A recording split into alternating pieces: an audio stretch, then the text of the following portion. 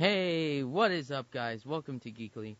We're here at WMSC Upper Montclair, and it is Wednesday the 13th.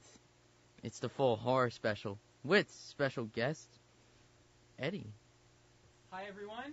This is Eddie Veltre, and this is my first time ever on WMSC. I am so freaking excited to talk with my man Trevor here about pop culture and the wonder of the horror genre.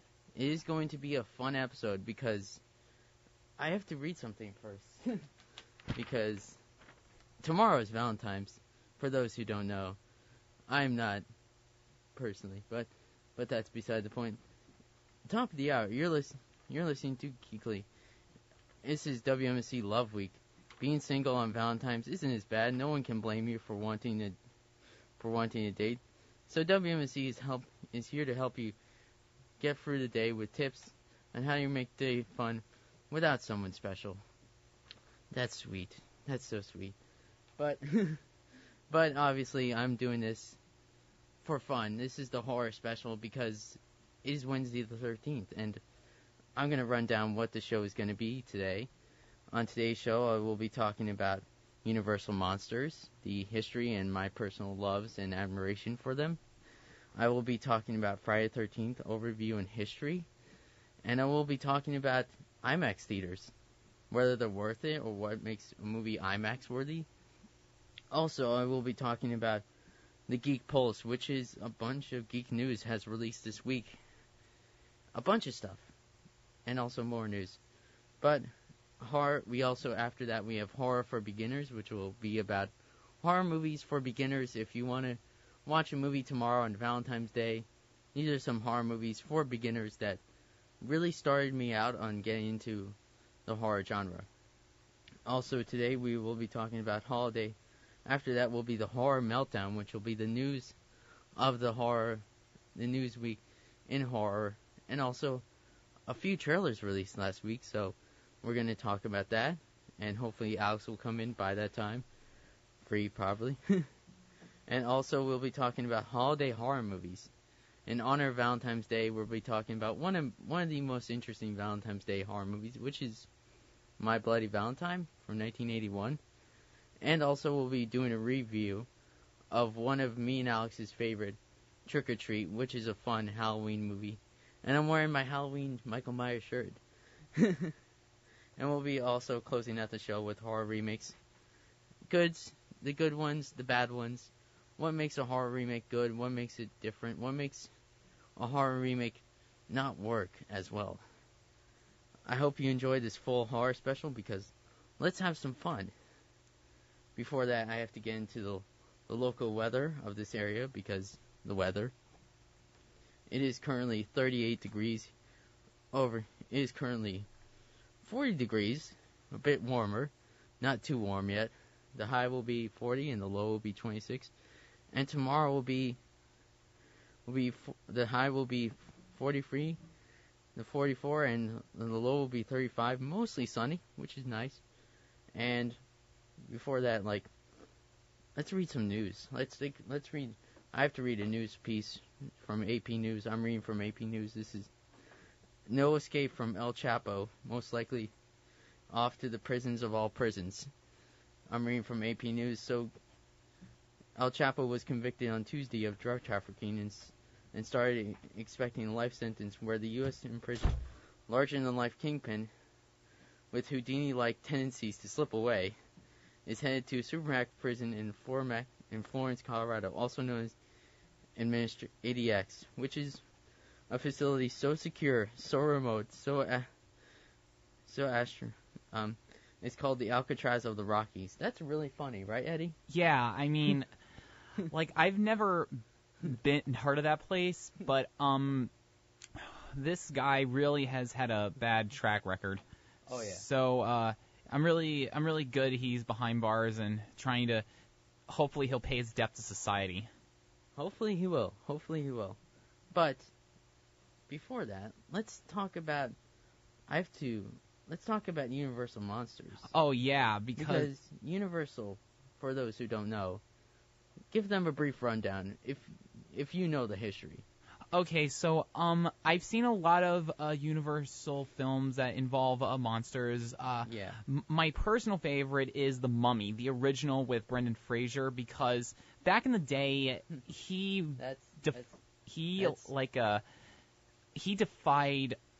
created a new kind of hero. Like, it's sort of like the Mummy is sort of like a remake of Indiana Jones. So that's not the original Mummy. Oh. The original. because that's the Mummy that I heard of, but I didn't see the original Mummy. Okay, so I know the full history of Universal Monsters because I'm one of those like nerds who's like, I love Universal Monsters. But you like the original ones. Oh yeah, I love the original. Dracula's my all-time favorite. Dracula with Bela Lugosi started off the thing with him as the main character of the secondary character. He was actually the secondary character in Dracula. Oh. He wasn't the main character. Like, people sometimes say, oh, Dracula was the main character. No, he was not. He was the secondary character. He was the villain. And the idea of... And he actually died at the end of the first movie. Are you serious? Yeah. Oh man. He was destroyed, basically. Oh. And destroyed how? With one stake to the heart. Oh. Basically, the Universal Monsters from the 1930s to the 1940s, these are all the black and white ones. These are the ones that are just like classic Universal, classic like built to last stuff. And one of my personal favorites is Creature from the Black Lagoon, which is from 1945. Oh, the Black Lagoon film. Oh yeah. Yeah, I didn't see that one either, and hey, don't get me wrong, I haven't seen like the original horror creatures, but I have heard like from reading online that Creature from the Black Lagoon was another big hit back in the day. It's definitely like one of those films that you have to watch to enjoy. Like, it's so much fun. Like, it's surprising how much fun it is. And for me, I like it. I like it personally. So you've seen the original Mummy, Dracula, Creature from the Black Lagoon. Wasn't there like a Universal monster called the Blob? That was from Universal, but that wasn't part of the Universal. Like, Universal had their own like cinematic universe before Marvel had their cinematic universe. Oh. Like, you have to think of it like this. Basically, like, Universal Monsters were the original universe before Marvel. Like, they put all the characters into separate films, but then they had Dracula versus the Wolfman, like, Frankenstein versus the Wolfman. Oh, yeah. I see the connection here. Like, basically, the Universal Monsters universe sort of, like, is like the brainchild of the MCU, kind of. It kind of was ahead of its time, and people don't understand that. It was ahead of its time for anything, and that's what I love about it. And people say to me, like, you must love it because it's so old school, and I'm like, yeah, I do. I love it because it's so old school and so insanely fun. It's just like a trip down memory lane that some people have forgotten, but others are trying to get them to go back down that road again and just relive all like the nightmarish memories of the classics. For me, my first introduction was Creature from the Black Lagoon. It was. That was the first one you saw? Yeah, that was the first one that I saw. And like, who were like the actors in that film? The actors aren't as memorable as the creature. Oh. Because the actors, it's not the fact that they weren't good, it's the fact that they didn't put on a good enough performance for me. Oh, so it's just like the creature, he just like he just sold the whole audience on seeing this film. He like stole the show, basically. Wow. Like, that's like the thing in monster movies. Like, it's always like the creature or monster that always makes the film climb to the top. It's always, that's what I think what makes a monster movie successful now or back in the day. It was always the monster that sold. It was always the monster, because for me it's just like the monster made it so more interesting. And hence the name, monster movies. So obviously, like, you probably were more introduced to the '90s stuff, like the Van Helsing. I actually I didn't see any of the '90s horror films. I feel like maybe in the early 2000s that's when I got exposed to it. But the only horror films that I saw would have to be the slasher films of the '80s, like Halloween, okay, Friday okay, the 13th. okay. Yeah. So you obviously like when I told you like Universal Monsters, like for me, like Universal Monsters is something so exciting to me. It's something that. Oh yeah, I mean I enjoy the Universal Monsters too. I don't get me wrong, I enjoy seeing those monster movies. It's like, for me, it gives me a sense of enjoyment because it's really fun. And for me, it's just everything about it is just like, yes, this is awesome. Yeah, it definitely has left a good line of enjoyment and inspiration. Yeah, because for some filmmakers like me, who I actually me and Alex sat down and actually said, what would we do if we were making Universal Monster movies? And we sat down and we saw it and we thought about it for a long time. How much coffee did you have? We don't drink coffee. I don't drink coffee. He doesn't drink coffee. I don't. I'm naturally energetic. I don't need it. Like, wow. I'm one of those people who's like, I don't need coffee because... You have the brain power all your own. I have, like, a fun energy thing that I don't need. So what kind of monsters did you and Alex come up with? Well, we came up with a pitch for Dracula, and the creature from Black Lagoon. Okay. Well, I know you're going to talk about this later in your show, but Dracula's been rebooted. Yeah, but what we have planned is more Oscar stuff. Okay, so you really want to have the legacy of Dracula live up to its name as it did back in the day. Yeah. I like that.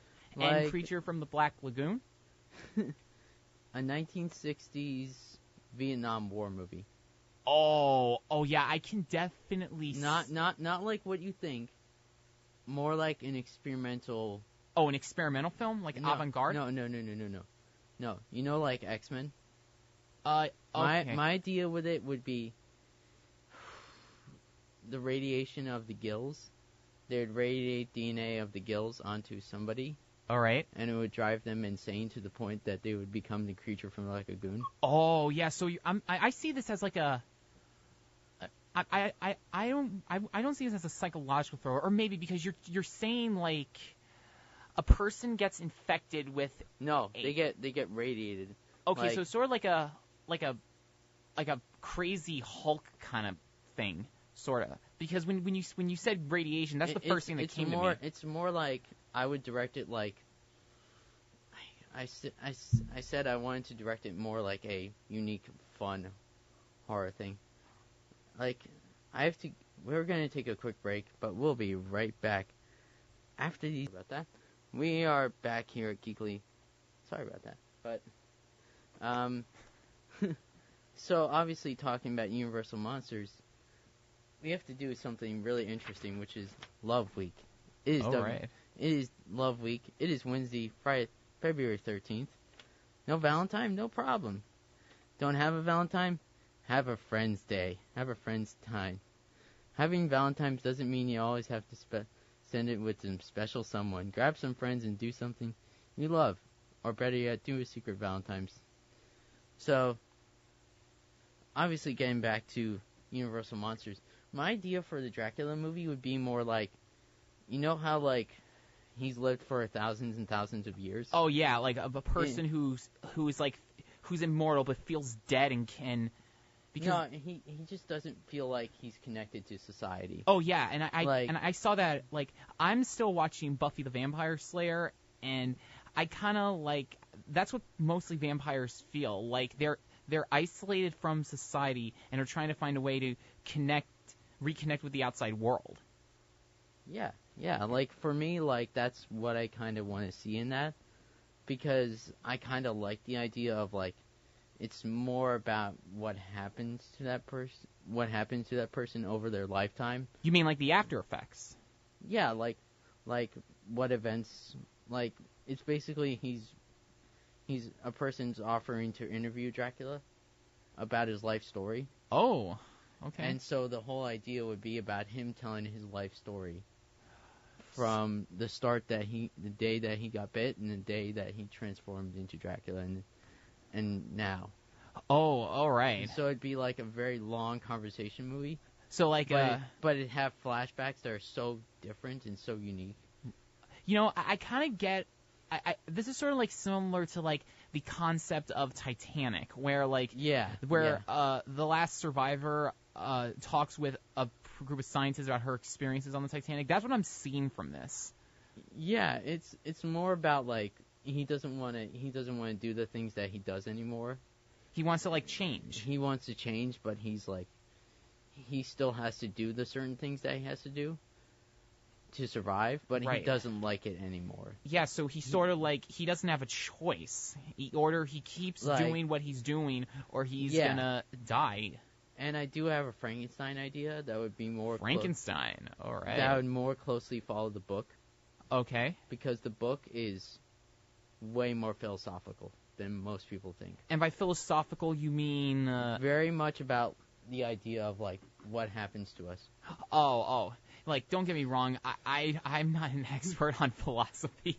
No, it's not philosophical in a sense, but it's more about life and death and all that stuff, and it's more about what happens to us.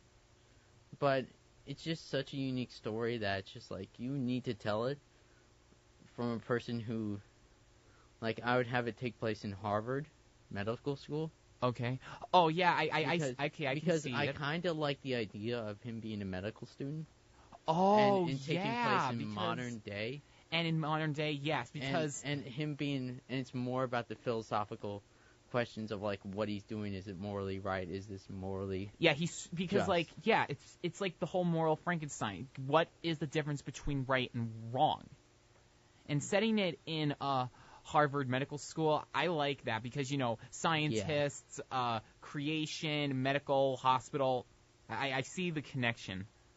It is totally different because people don't think of like when they think of Frankenstein, they think of this heartless person who just walks around with no emotion. He actually does speak in the book. And his full sentences. In full sentences, so he can actually understand what he's saying. And so one of the things that I personally like about Bride of Frankenstein, which is the second movie, is that he learns how to speak a lot more. And he learns how to, like, emotionally show that he wants a bride, but he doesn't exactly know how to articulate it. Yeah, I feel like the Bride of Frankenstein, I see that as a story about a person trying to understand the philosophical meaning of love. Yeah, it's like it's like for me, I grew up loving that idea of like you can tell a very complex story, but also have it be very fun to watch. Yeah. But not be like so on the nose about its philosophical stuff. Yeah. Because I kind of don't like when movies hit you over the head with the philosophical questions. Right. Like, is this right? Is that right? I'm like... You want to, like, make it not very too philosophical. You want to just try to... you want to try to keep it short into... You said you want to make it complex, but you're trying to, like, tell it in a way where people can understand it and not trying to delve deeper into the human world of philosophy. I love how we're getting philosophical. Hey, quick thing I want to tell you. So there was a time where I saw like a parody of Frankenstein and the one with Gene Wilder. And Young Frankenstein. That's actually closest. That's actually one of my favorite things about Young Frankenstein. Gene Wilder and Mel Brooks. Gene Wilder wrote an essay about what it would be like if he was the great grandson of Frankenstein. And it's just so interesting, and the way he actually pulled from the actual book of Mary Shelley's Frankenstein. Oh, wow. But so anyway, getting back to what I was saying. Yeah. So one of my favorite moments in that movie is with this brain called Abby-normal, and yeah. And it's like, where'd you find the brain? I'm like, I don't know. No? I just saw the name Abby-normal. And it's just like, you picked up the wrong brain, and Igor's like, oh, I did? Oh, well. He's like, oh, well. He's like, oh, well, I did. I love that joke. That is one of my favorite jokes. He looks at the hand, and he's like, and he nods to the camera like he's like. Does it feel like he's breaking the fourth wall there when he looks at the camera? I did feel like he was breaking the fourth wall there. For those who don't know, Mel Brooks' Young Frankenstein is a comedy movie, and it's really funny, but I don't. But it's just really fun to watch. You'll have a great time when you watch it. For me, like, I love every second of it, so, yeah. Obviously, when we talk about, like, what you like about The Mummy, I like The Mummy for fun reasons, like, more for, like, the Brendan Fraser one. Yeah, that'll always be a good one. Yeah. It's pretty much, like, fun. Mm-hmm. Like, The Mummy from 1998, 1997, I don't know. It was basically a over-the-top Indiana Jones horror action. Yeah, that's movie. like I said before. That's exactly how I saw the new remake of The Mummy. It's very fun and it's very enjoyable. Like the first minute is just really interesting with the visual effects. As let's just explain to people what your background is before we delve more into stuff. Okay. So, like, give a brief rundown of who you are and what your major is. So, I am a film major, a junior, and I came to Montclair State in 2015 in the fall, and when I got here, I was labeled as undeclared. So what I did, I took a couple of gen eds because I just want to get that off my shoulders ASAP. Oh yeah. And then I took Film 1 with Professor Lise Raven. She's an awesome professor. I highly recommend taking her. And after I took Film 1, I got a letter saying that, Edward Veltre, I am pleased to inform you that you have been selected to join the BFA film program. And I just felt so proud of myself, finally accomplishing one of my main goals. And now I'm halfway through the program, and I am getting close to the thesis, the big project. Yeah. So really excited. Yeah, I'll give you a brief rundown of, because you probably don't know my full history, probably, right? Yeah, I mean, no, not really. I know you have like a big film archive. I'm obviously a filmmaking major as well. I came here like 2018. Oh, 2018. Oh. Like this last spring semester. Yeah, last spring semester. Yeah. Yeah, last spring semester I came here. I transferred here from Bergen Community College. Me and my friend Alex, who is on this show usually, me and him made our first short film in Bergen. We had to redo it 5 times. Oh, wow. 5 times, and we realized how much we love directing.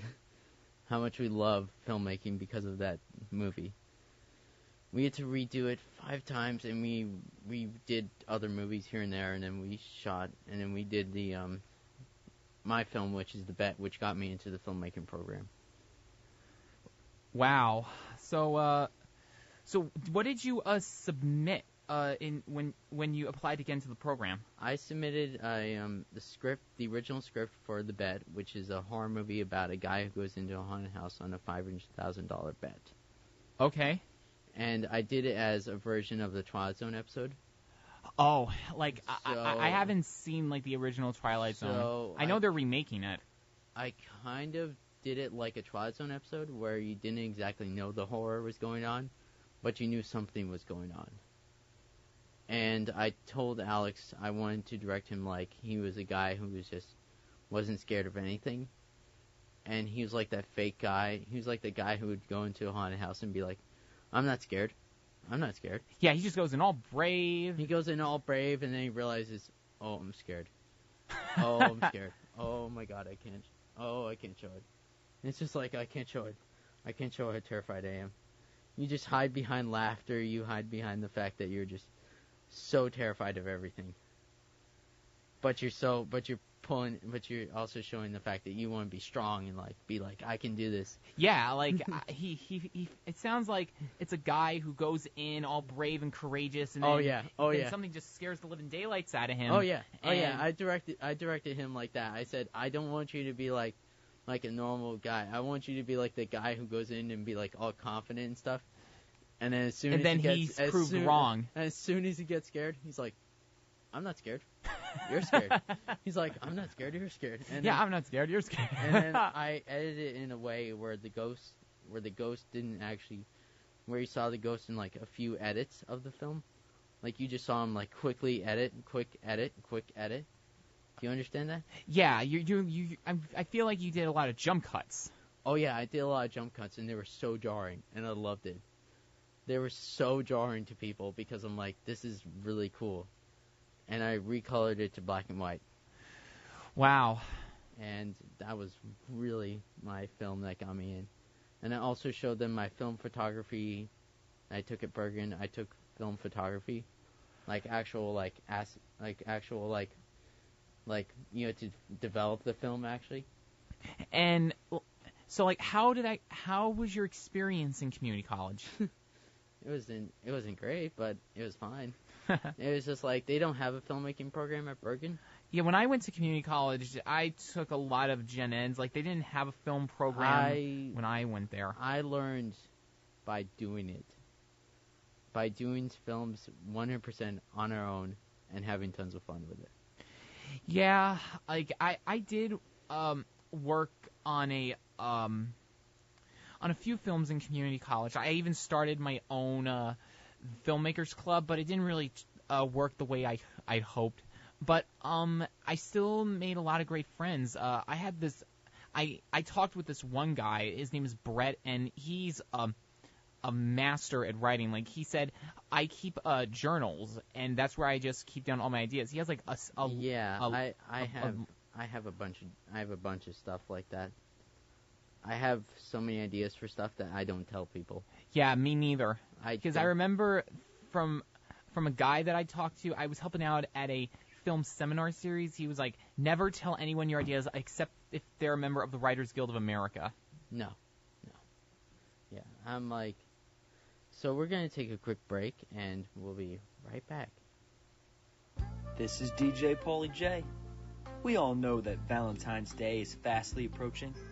So I'm going to give you some quick lines to hit your special someone with, making sure all your Valentine's Day dreams come true. Are you a parking ticket? 'Cause you got fine written all over you. Are you sure you're not tired? 'Cause you've been running through my mind all day. Can you take me to the doctor? 'Cause I just broke my leg falling for you. Now go get him, Tiger. And what is up, guys? We're back here at Geekly. Welcome back. I'm your host, Trevor, with Eddie Veltray. We're going to play a quick little fun, not this.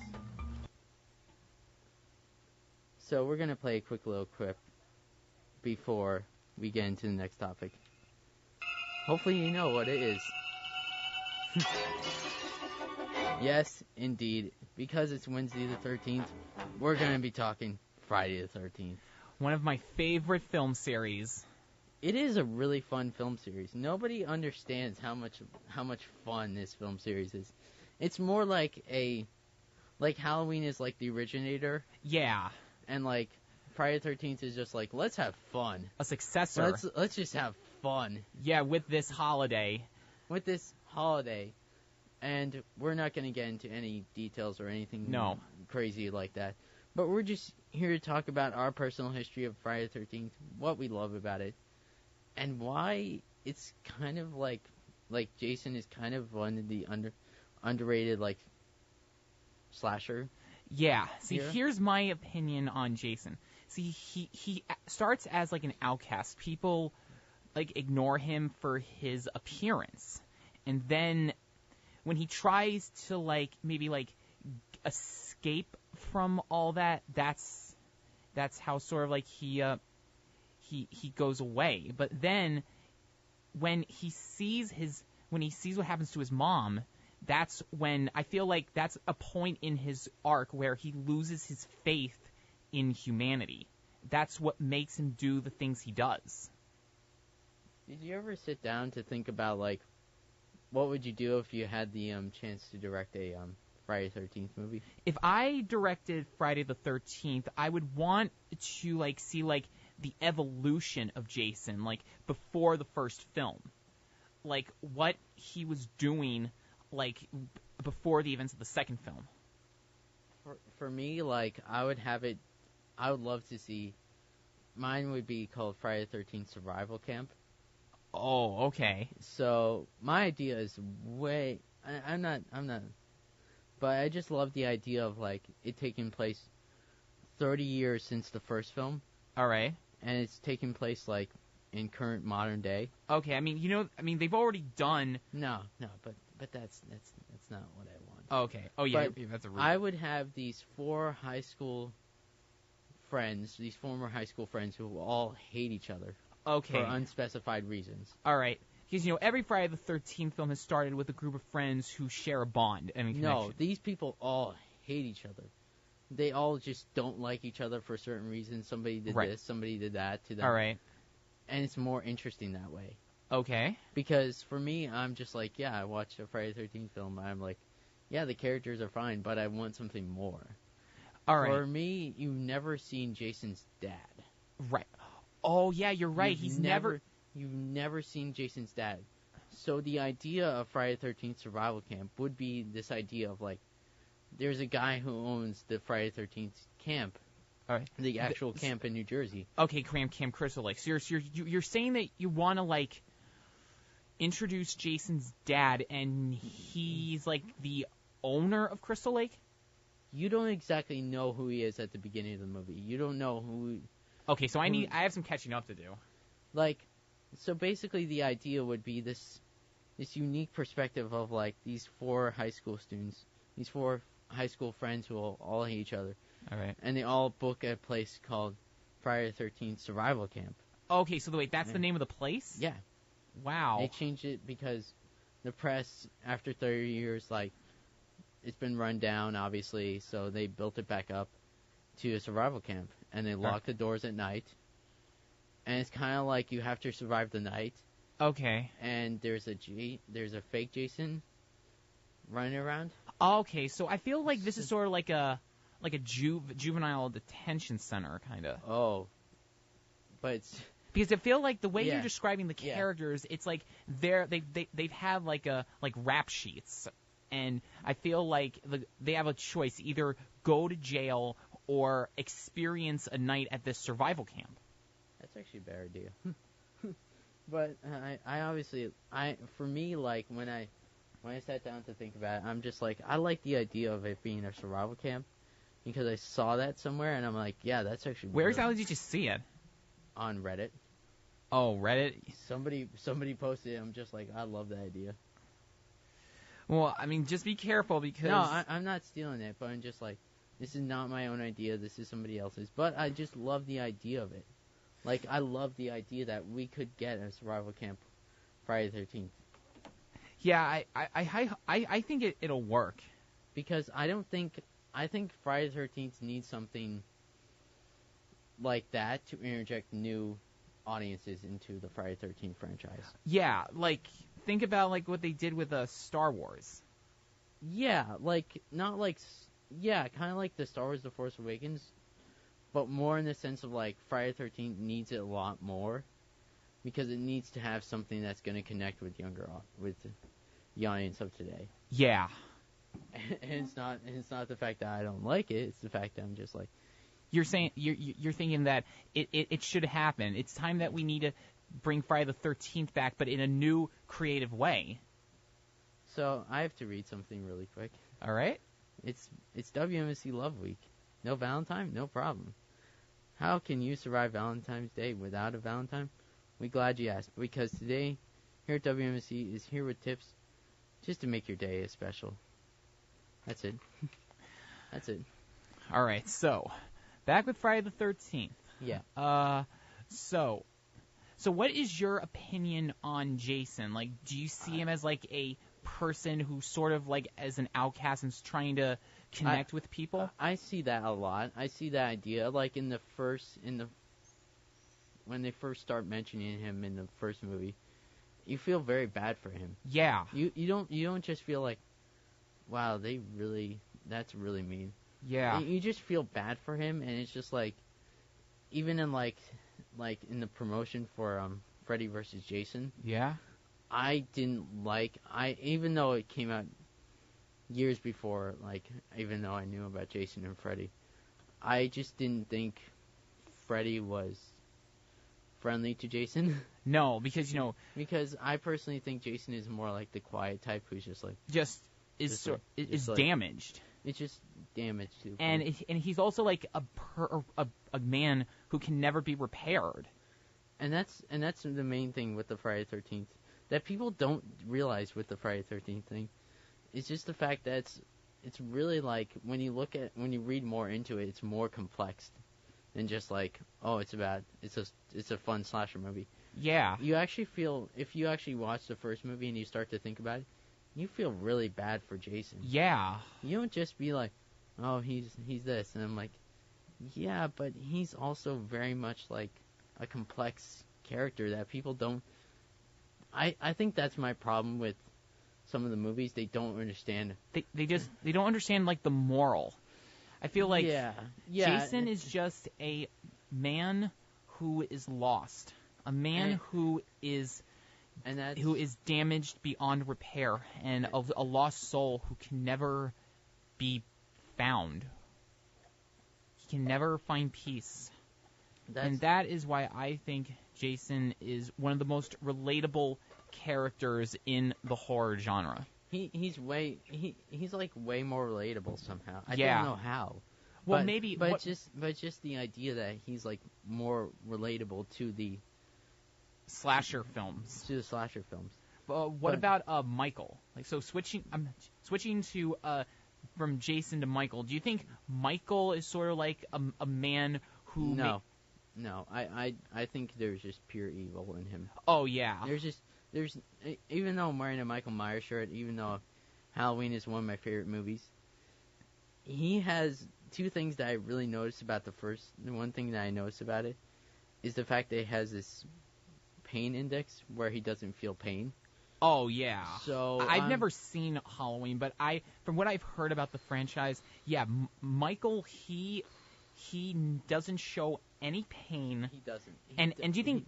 But Jason already has felt pain, and that pain has now stuck with him forever. And now I think Michael is just like in the new movie. They said he's just pure evil, and I'm like, yeah, he is. But when people say people aren't born evil, I think he was, but that's because if you see the first Halloween movie, you kind of know why.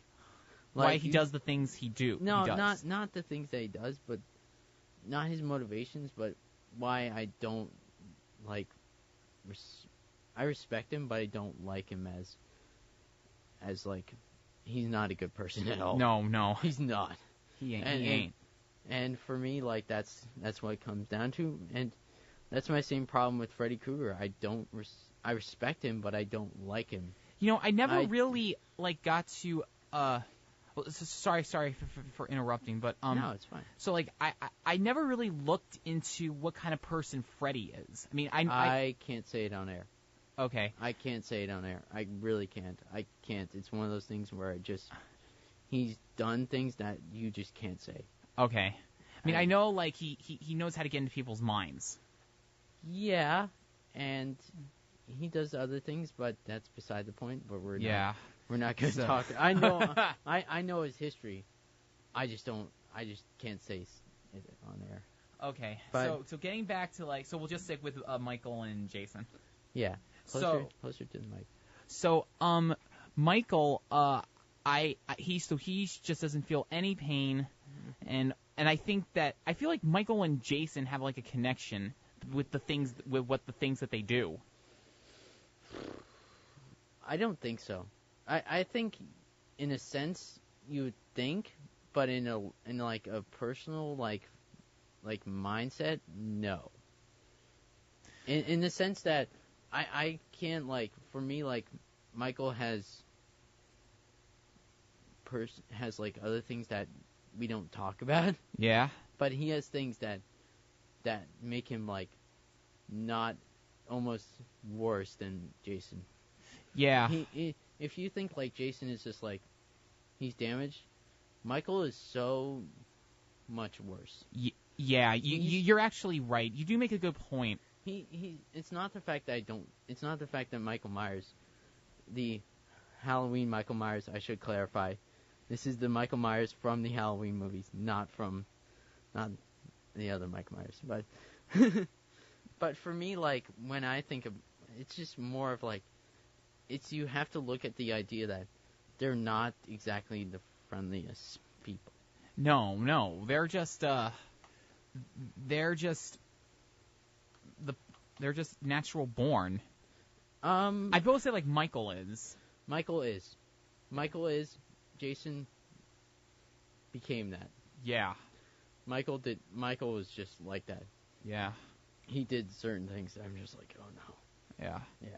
But did you see the new Halloween movie? I saw the trailer. I'm really glad that Jamie Lee Curtis came back. She's like one of the reasons that movie became a big success. It was like a solid 7 out of 10. Like, it wasn't bad and it wasn't good either. But the pacing was so fantastic.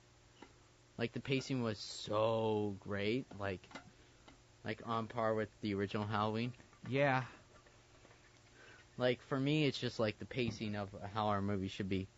Slow and very tedious, but also well built. Yeah, and I think were there a lot of jump scares in that film?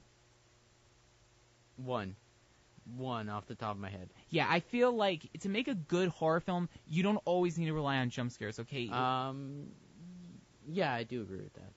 Because, like you said, the pacing needs to be slow, tension needs to be building up right, and that's when you have the right moment to add a scare. I tend to, one of my favorite philosophies, I finally figured out how I would do a haunted house. Oh, so you mean like the ones that they have like during the fall season where people dress up in makeup So you know how haunted houses are all atmosphere? Yeah. That'd be like the first full half of the haunted house. All atmosphere, all building, and just building that tension of like you don't know when the scare is gonna come. Yeah. And the last hour will probably be pure scares. Oh. One scare after another. Like, not letting you breathe for a second. I'm that kind of person who's just like, yeah, that's so really... you want to, like, keep your audiences scared, like, throughout the whole film. Yeah.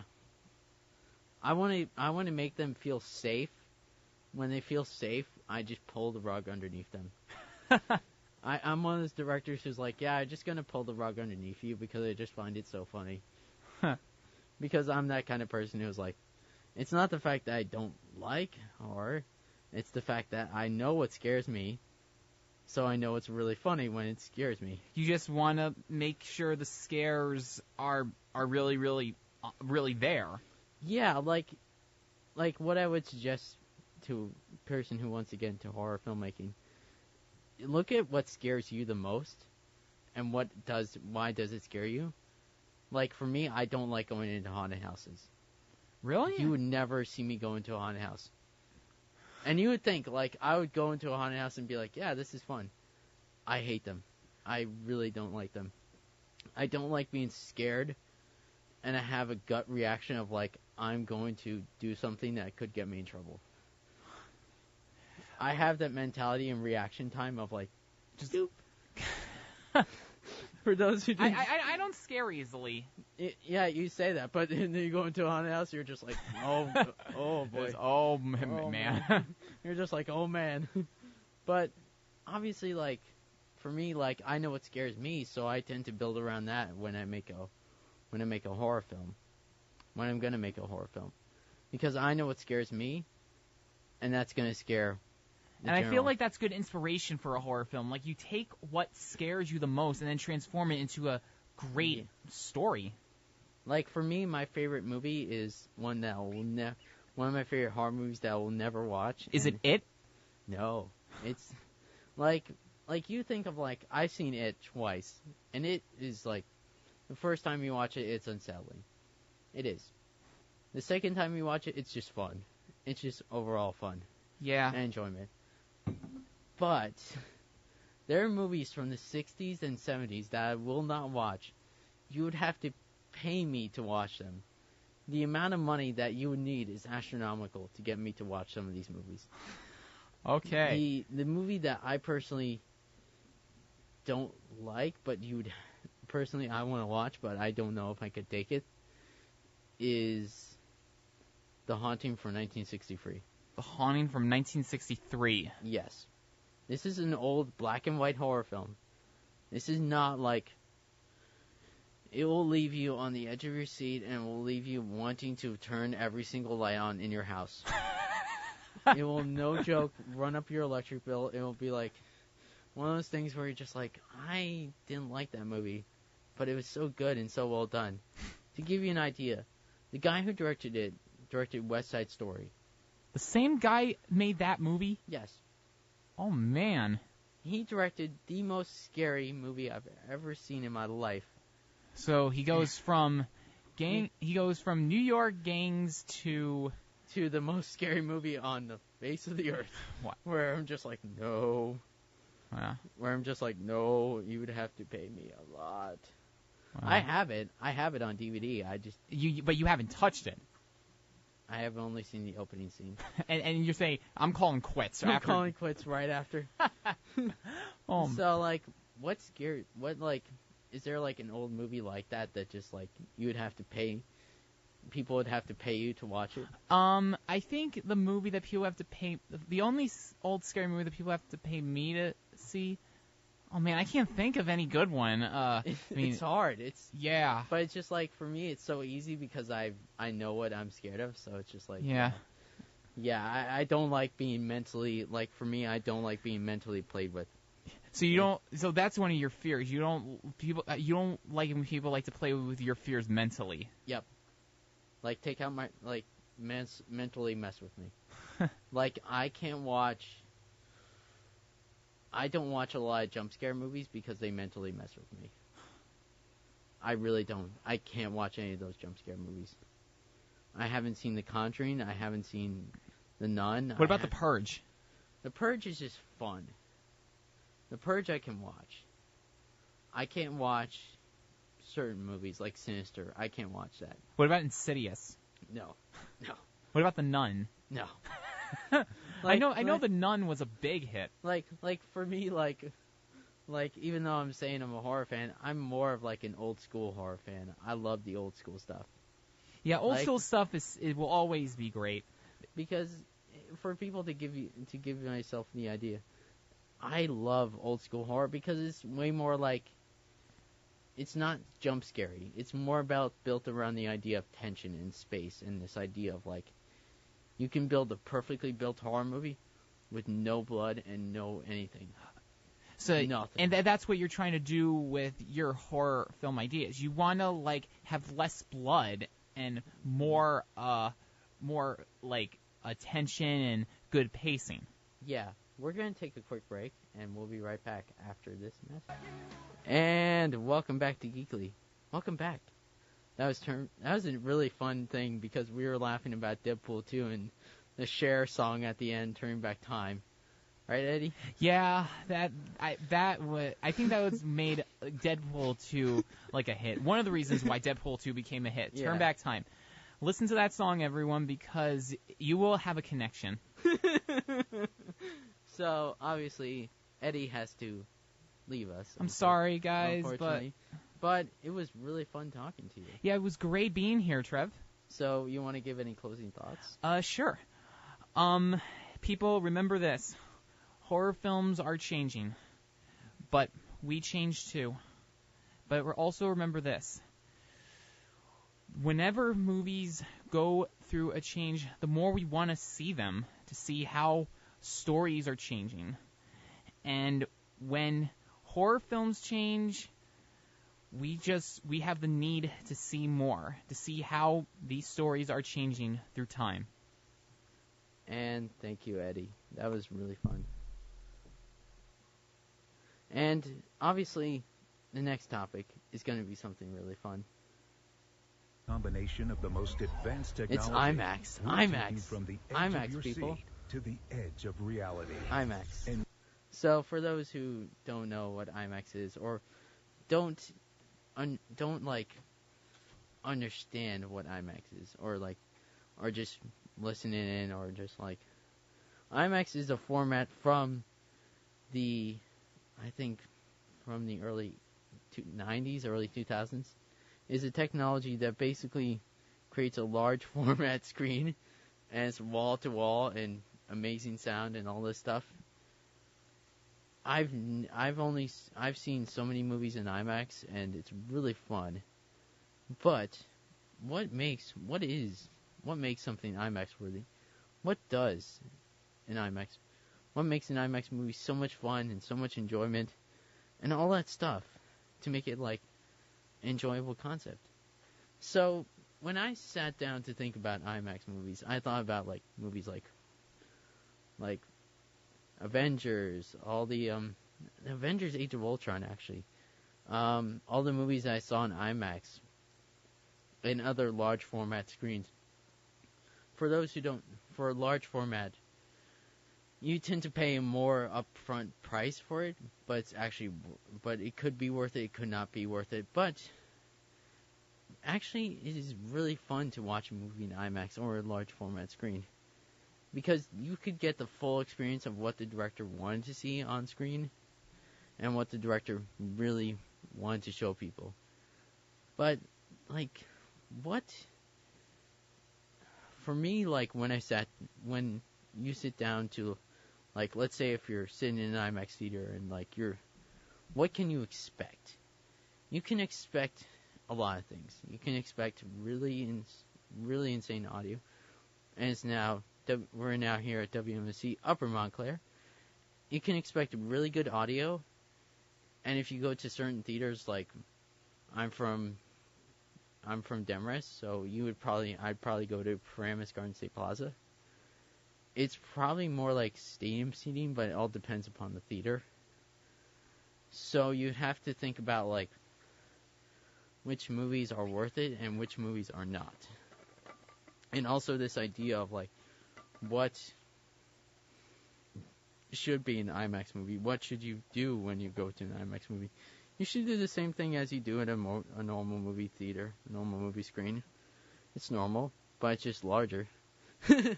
It's just larger, that's it.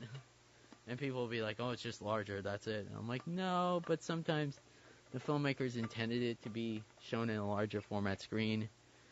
And before we get into more in-depth details about IMAX, I'm going to read some news and some local weather.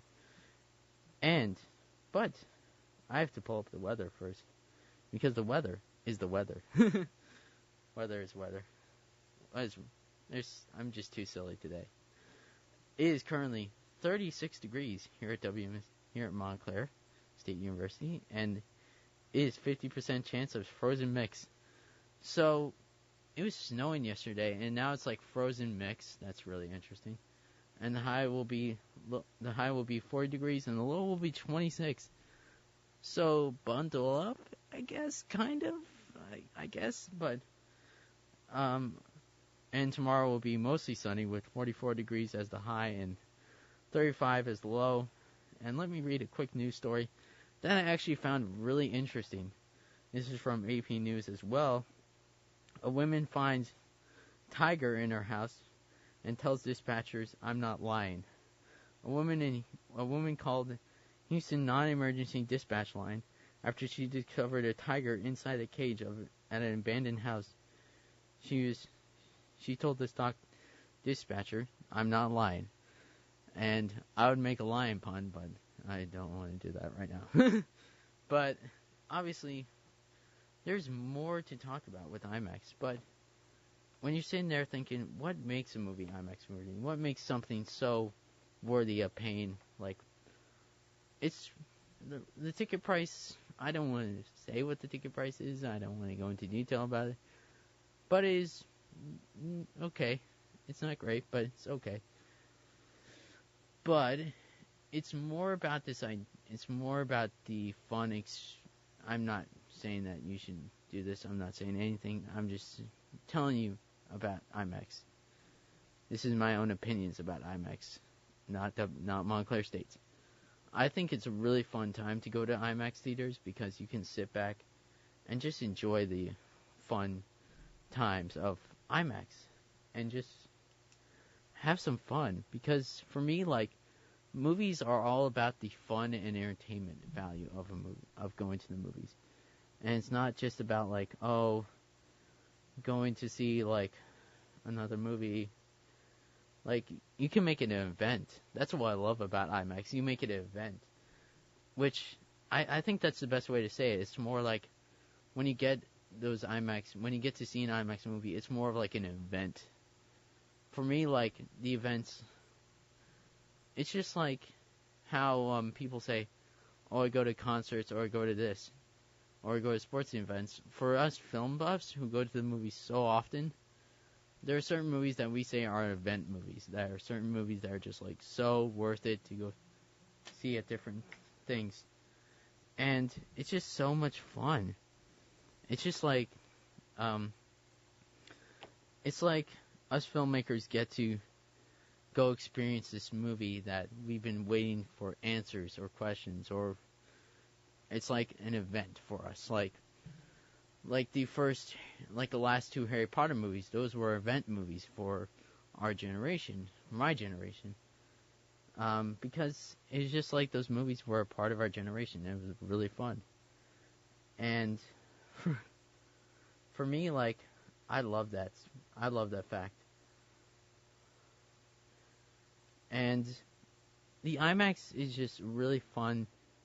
It's just, you sit there and you're just in this large format theater. You're just in this large format screen. You're just watching a movie, and you're fully immersed into the movie. That's what I love about it. It's just like you're fully immersed into everything. You're fully immersed into the sound. But comparing that to Dolby at AMC, which is a kind of different animal, but still the same thing. But they're just the same thing, but they're just, Dolby's a little bit different in one aspect. IMAX is a little bit different in certain aspects. But when you see, like, when I saw Avengers Infinity War, I saw it twice in IMAX. Because I just wanted to see the full experience again in IMAX. And it was just really fun. It's just, even though the film was heartbreaking, it really was. And people who say that it's not, they're I don't know. I think that film was very heartbreaking for me. It was so tough to watch. It was one of those toughest things to watch because it was just like, oh, no. Why are you doing this to me, Marvel? Why? I did nothing to you. You're just telling me that this happened? And it's like, yeah, it's happening. Okay. So, we have to read the top of the app. Here at WMSU Love Week. Every 20 minutes we'll be giving you those without a Valentine's Day advice, like me, on how to make your day special and have nothing to do. Go explore the park, or go to the Met, or a museum you haven't been before. Take a walk through Central Park and see everything the city has to offer. Okay. Yep. So, obviously, going back to IMAX, for example, like, let's say if you want to watch Alita, but, like, for me, like, I just enjoy that fact. I just enjoy the fact of, like, sitting in a theater and having so much fun. I think that's the best way to say it. I kind of like having fun at the movies. Not just like, oh, it's just like, it's a movie, it's an event. Like, but for me, I love that stuff. I do. It's just, for me, like, I loved it. It's just, I love it. And it's something that personally I make events out of, and not just like a whole like thing. Like the upcoming Avengers Endgame, I'm making that event. I'm always looking for the tickets when they go on sale, because I kind of want to sit in the back row of the theater and being like, this is so awesome. This is so awesome. And being like, yeah, this is awesome. I kind of wish that there was more, like, movies that were more event movies.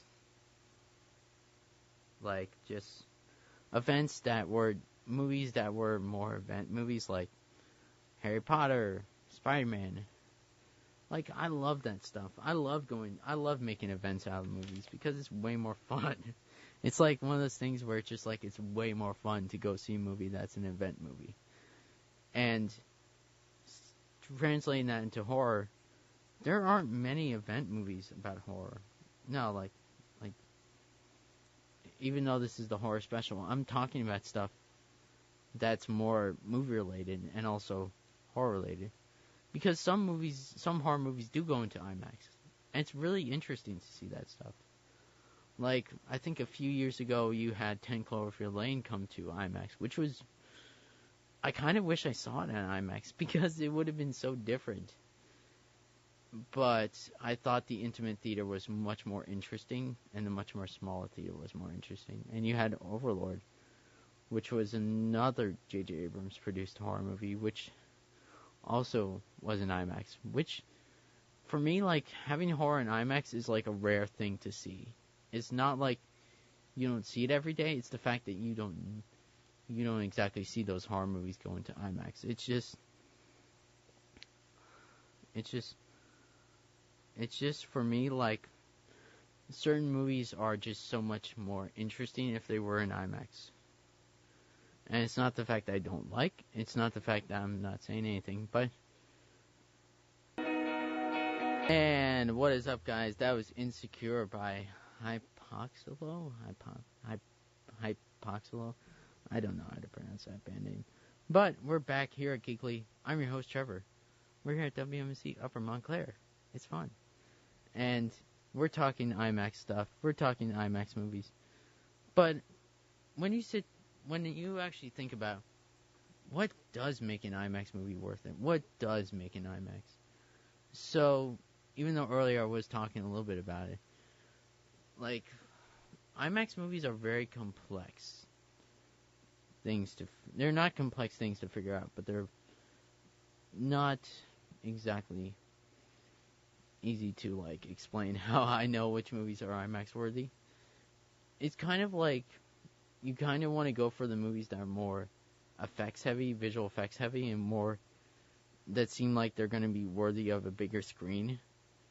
And to give you an example, like Avengers Infinity War, Ant-Man and the Wasp, not Ant-Man and the Wasp, but a little bit more like Godzilla King of All Monsters, which is more effects heavy and more about the scale of the creatures and more about the scale.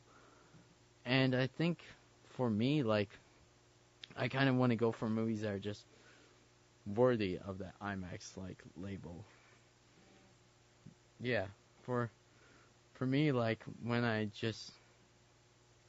Sorry, I was getting an email about certain things, but that broke my concentration. Darn it. So, obviously we have to talk more about other things, because obviously there are more events going on. There are more events going on. There are more stuff going on. So because the Oscars are, I think, next weekend. And if for those who didn't hear about this, the Oscars are going to show the Cinematography Award, the live action editing award, the live action short film award, and makeup and hairstyling during commercial breaks.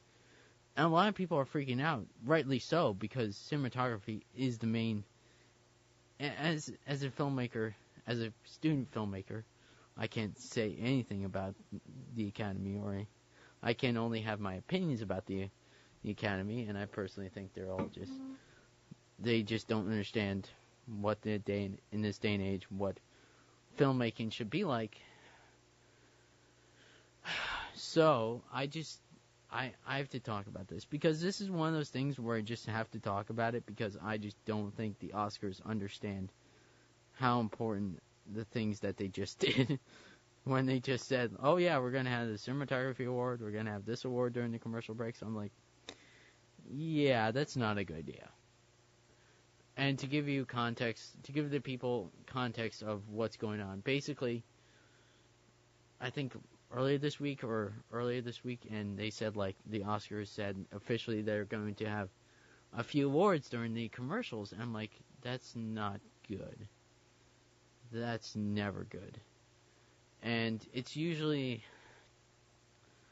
I don't understand the necessary thing of, like, saying, oh, it's necessary for the Oscars to shorten the show. And I'm like, yeah, but you guys already have a long show for the Oscars.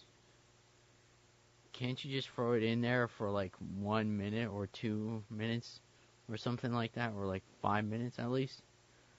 Like, the cinematography award is essential to filmmaking. It's essential. And they're going to just say, yeah, it deserves the commercial. It's not deserving of the full award show. And it kind of says to me what the Academy thinks of modern filmmaking. It kind of thinks like, oh, filmmaking is just filmmaking. It's just directing and that's it. I'm like, yeah, but there's a lot more that goes into filmmaking. I thought you understood that it says everybody else, all the filmmakers who are just saying this are saying this because they just know the fact that the Academy is messing up on this.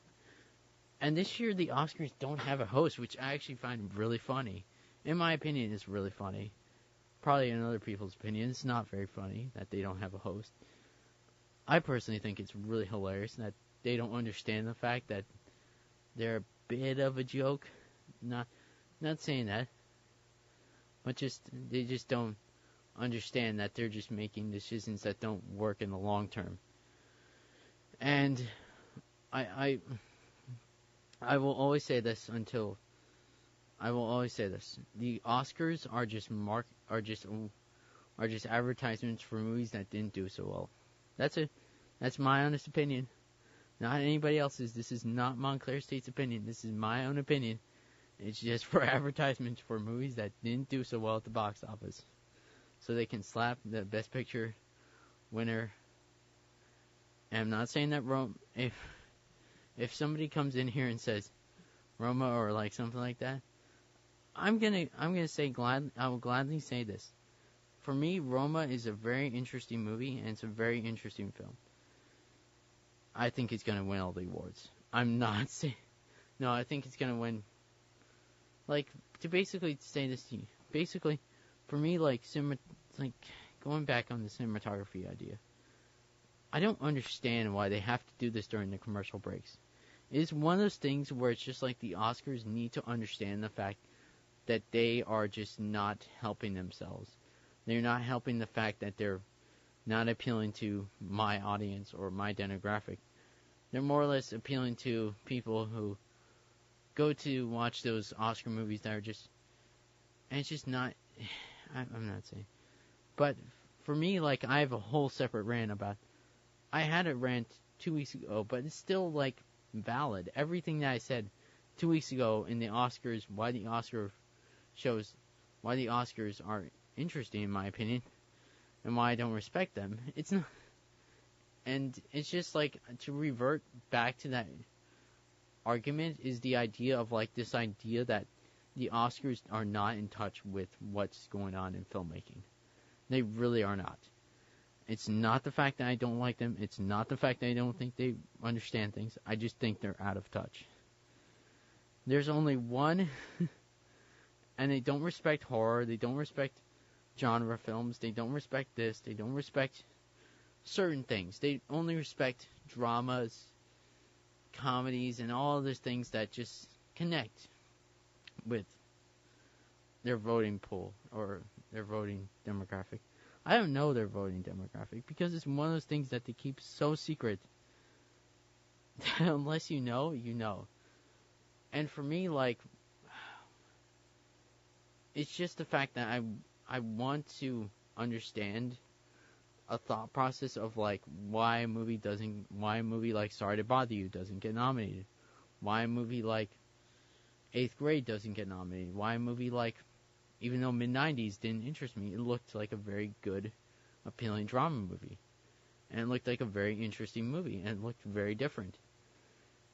That didn't get nominated, and it just says to me the Oscars don't. It's not the fact that the Oscars don't understand things; it's the fact that the Oscars don't understand the culture of filmmaking right now. I don't think they do. I really don't think they do, because I think they're going in without a host, which is really interesting. And then to connect this back to horror, because this is the horror special, I'm not talking much about horror, which is weird, but it's just to connect it back to horror. People in, I think, August, or when Hereditary first came out, they said the main actress deserves a nomination. I'm like, yes, she does. I didn't see the movie. I can't judge anything, but personally, from what I've seen of the movie, I think she does.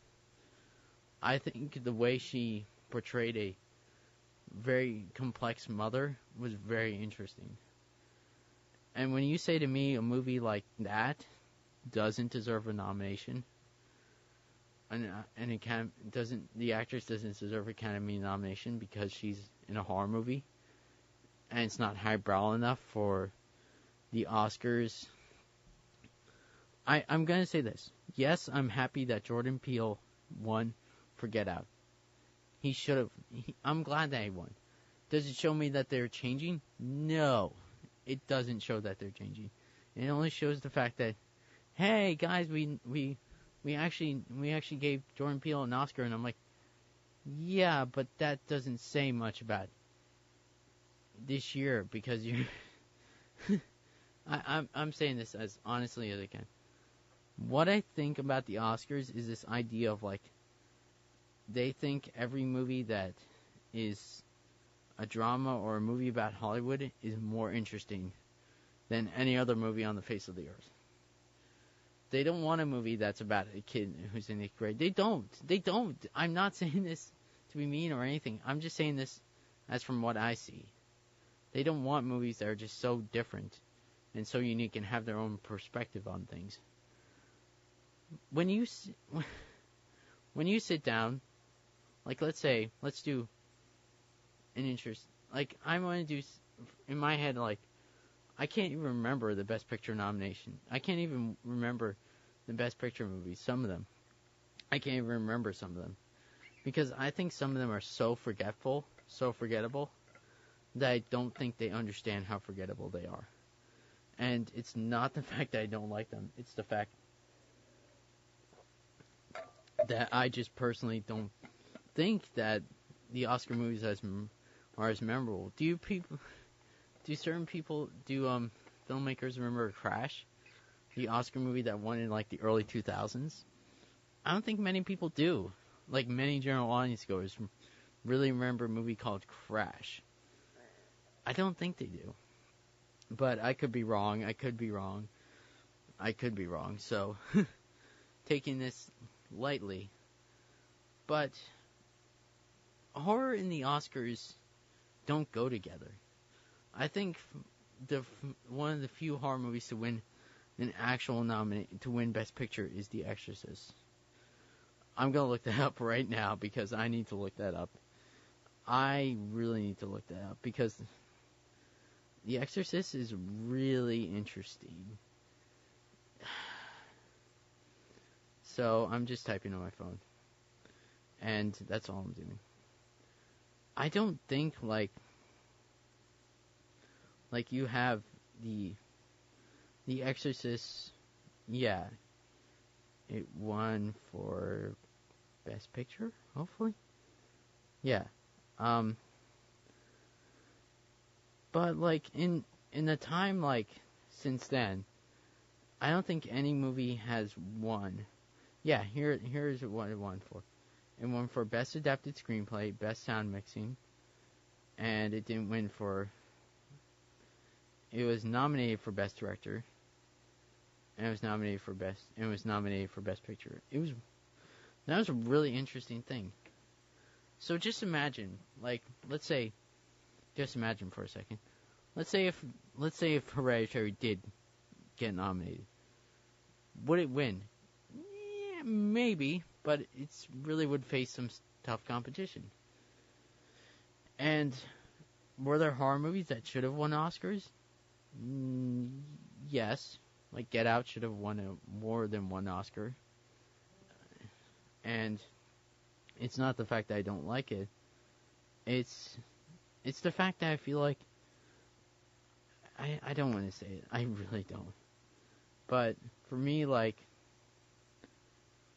I personally like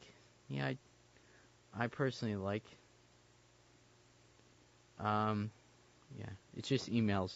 It's just emails from Montclair. But going back to the Oscars and horror at the Oscars. Horror at the Oscars is very interesting because I don't think there are, except for The Exorcist and except for a few other movies, I don't think horror at the Oscars or the award shows is like a big thing. Like, I don't think they want it to be a big thing because I don't think the Academy or award shows don't want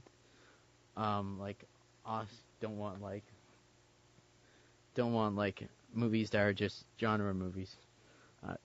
I think they want movies that are just marketable. That are just more about drama and more about the events, and it's like remember The Butler? Like, I saw The Butler in theaters and I almost fell asleep. like it's not anything bad. It's just usually Oscar movies are the ones that you'd find that are they don't have an interesting story.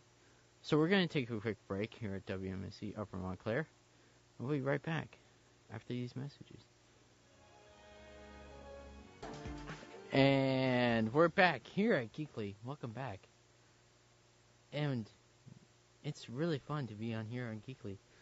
But obviously, since we're talking horror at the Oscars, we have to talk about one thing. One thing that's really other than the Oscars, which is really funny, in my opinion. This is single-handedly one of the funniest things ever. For those who don't know, for those not in know, there's this thing called the Razzies.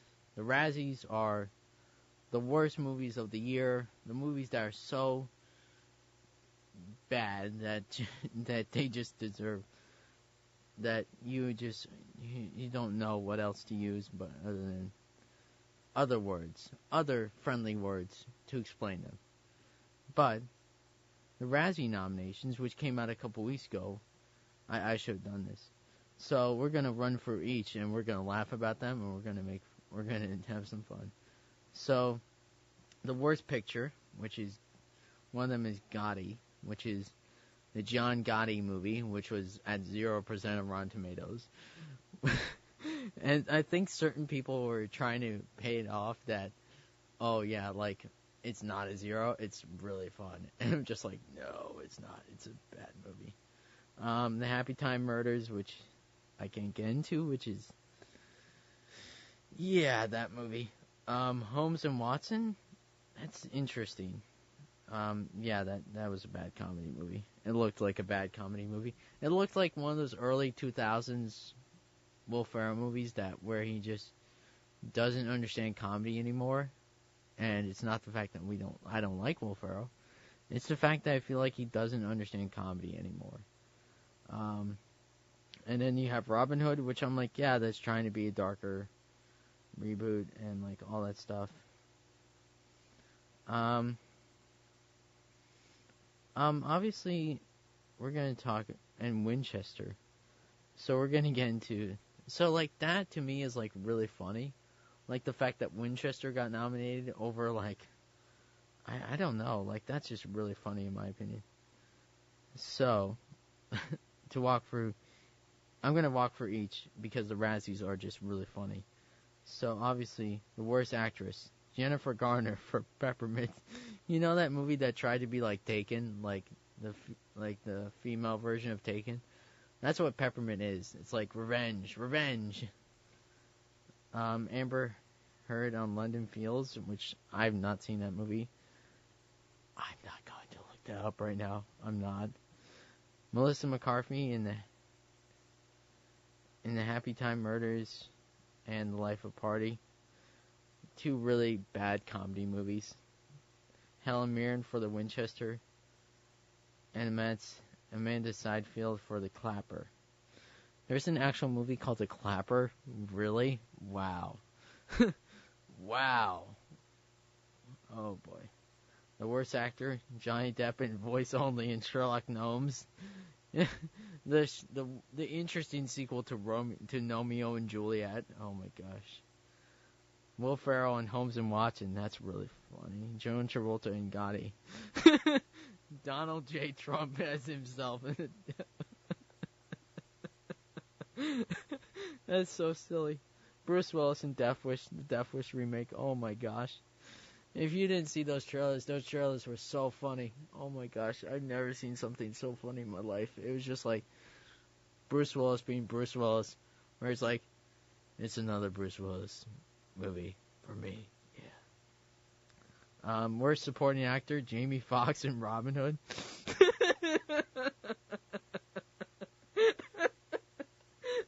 I'm sorry. I just saw the other one and I'm just like, yep, I'm saving that one for last. Oh boy. So, Joel McHale in The Happy Time Murders, John C. Reilly in Holmes and Watson, Justice Smith from Jurassic World: The Fallen Kingdom, and here's the one that I laughed about it, Ludacris, the voice only Ludacris in Show Dogs. That's really funny. I looked at that, I'm like, yeah, that's really funny. Kelly Conway, worst supporting actress. This is still the Razzies, because the Razzies are just hilarious. But, before we do the Razzies, I have to read two quick things. Just because it's Valentine's Day doesn't mean you have to have a Valentine. Get dressed in your fanciest clothes and go fast food hopping or for a party. Have some fun. Yep.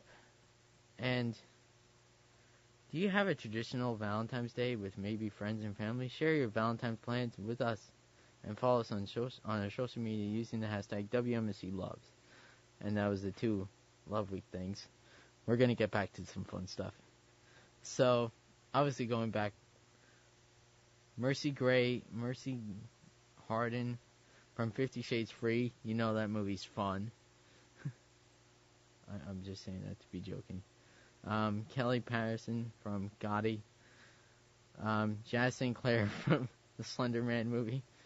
Melania Trump as herself in Fahrenheit. Oh boy, some of these are great. Yep, some of those are great. The worst screen combo, I can't say that. Johnny Depp and his fast fading film career as he's doing voices for cartoons. Will Ferrell and John C. Reilly trashing the two most beloved literary characters. Kelly Patterson and John Travolta getting Battlefield Earth type reviews. Yeah, that's really funny. Oh my god, I'm sorry about that. Donald Trump and his self-perpetuating pettiness and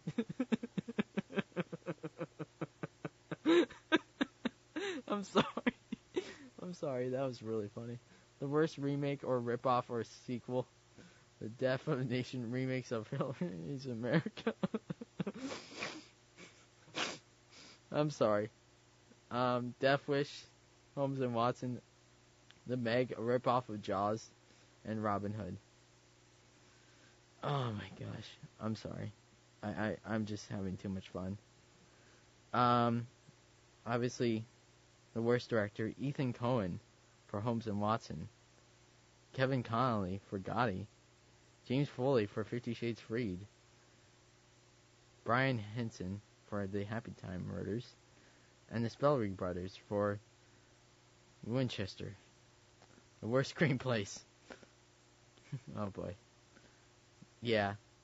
So you know how, like, I'll just run for the worst screenplays. Defamation, 50 Shades Free, Gotti, Happy Time Murders, and Winchester.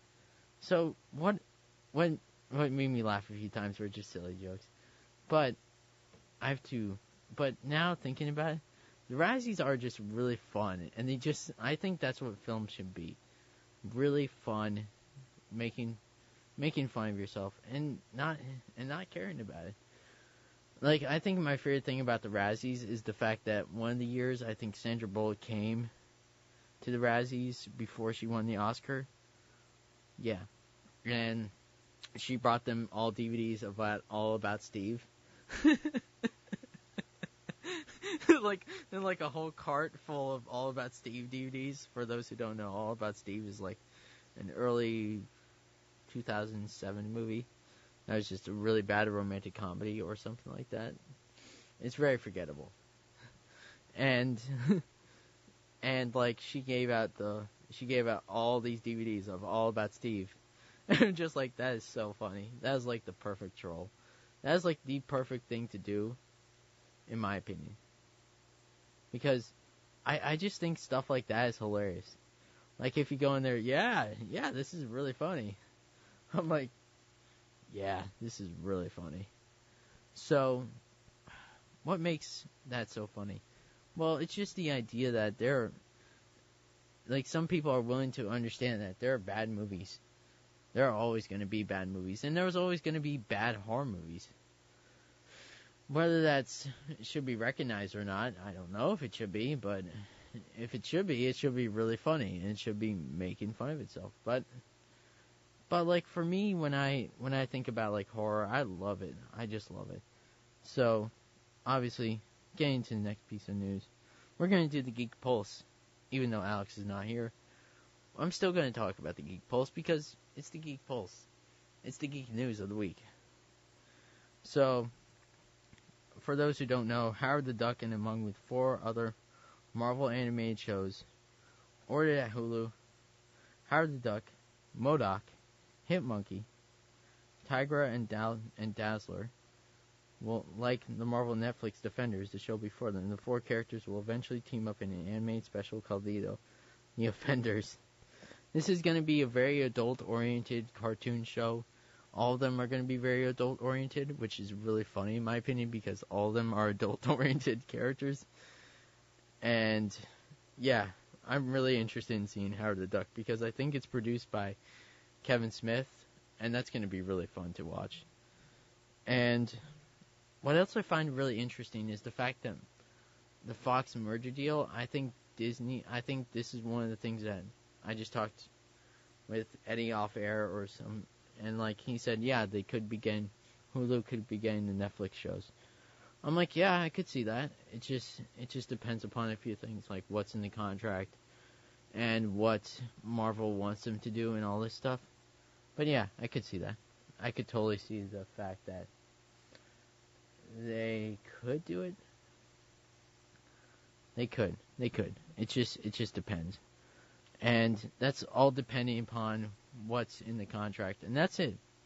But what makes this so interesting to me is the fact that you're going to get adult-oriented content for Hulu, which I think Hulu is a bit I'm not saying anything, but I really want more Marvel stuff on there. I really do.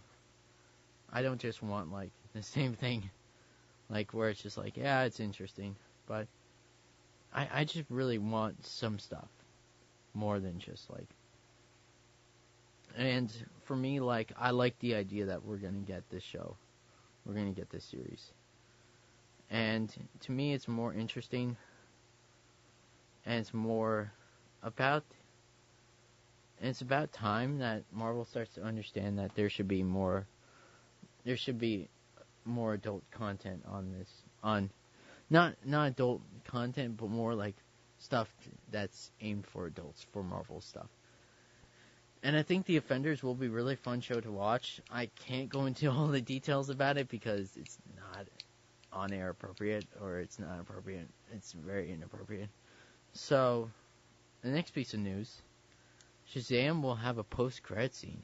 So, for those looking forward to Shazam, which is about like most people, but most people are just not going to say how much they want to see Shazam or how much they really want to see Shazam. It's like one of those things.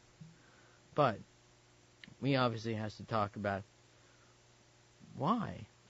What makes me so excited about Shazam is just the fact that we're just going to get a really interesting story about a kid who transforms into a superhero, which is really funny in my opinion.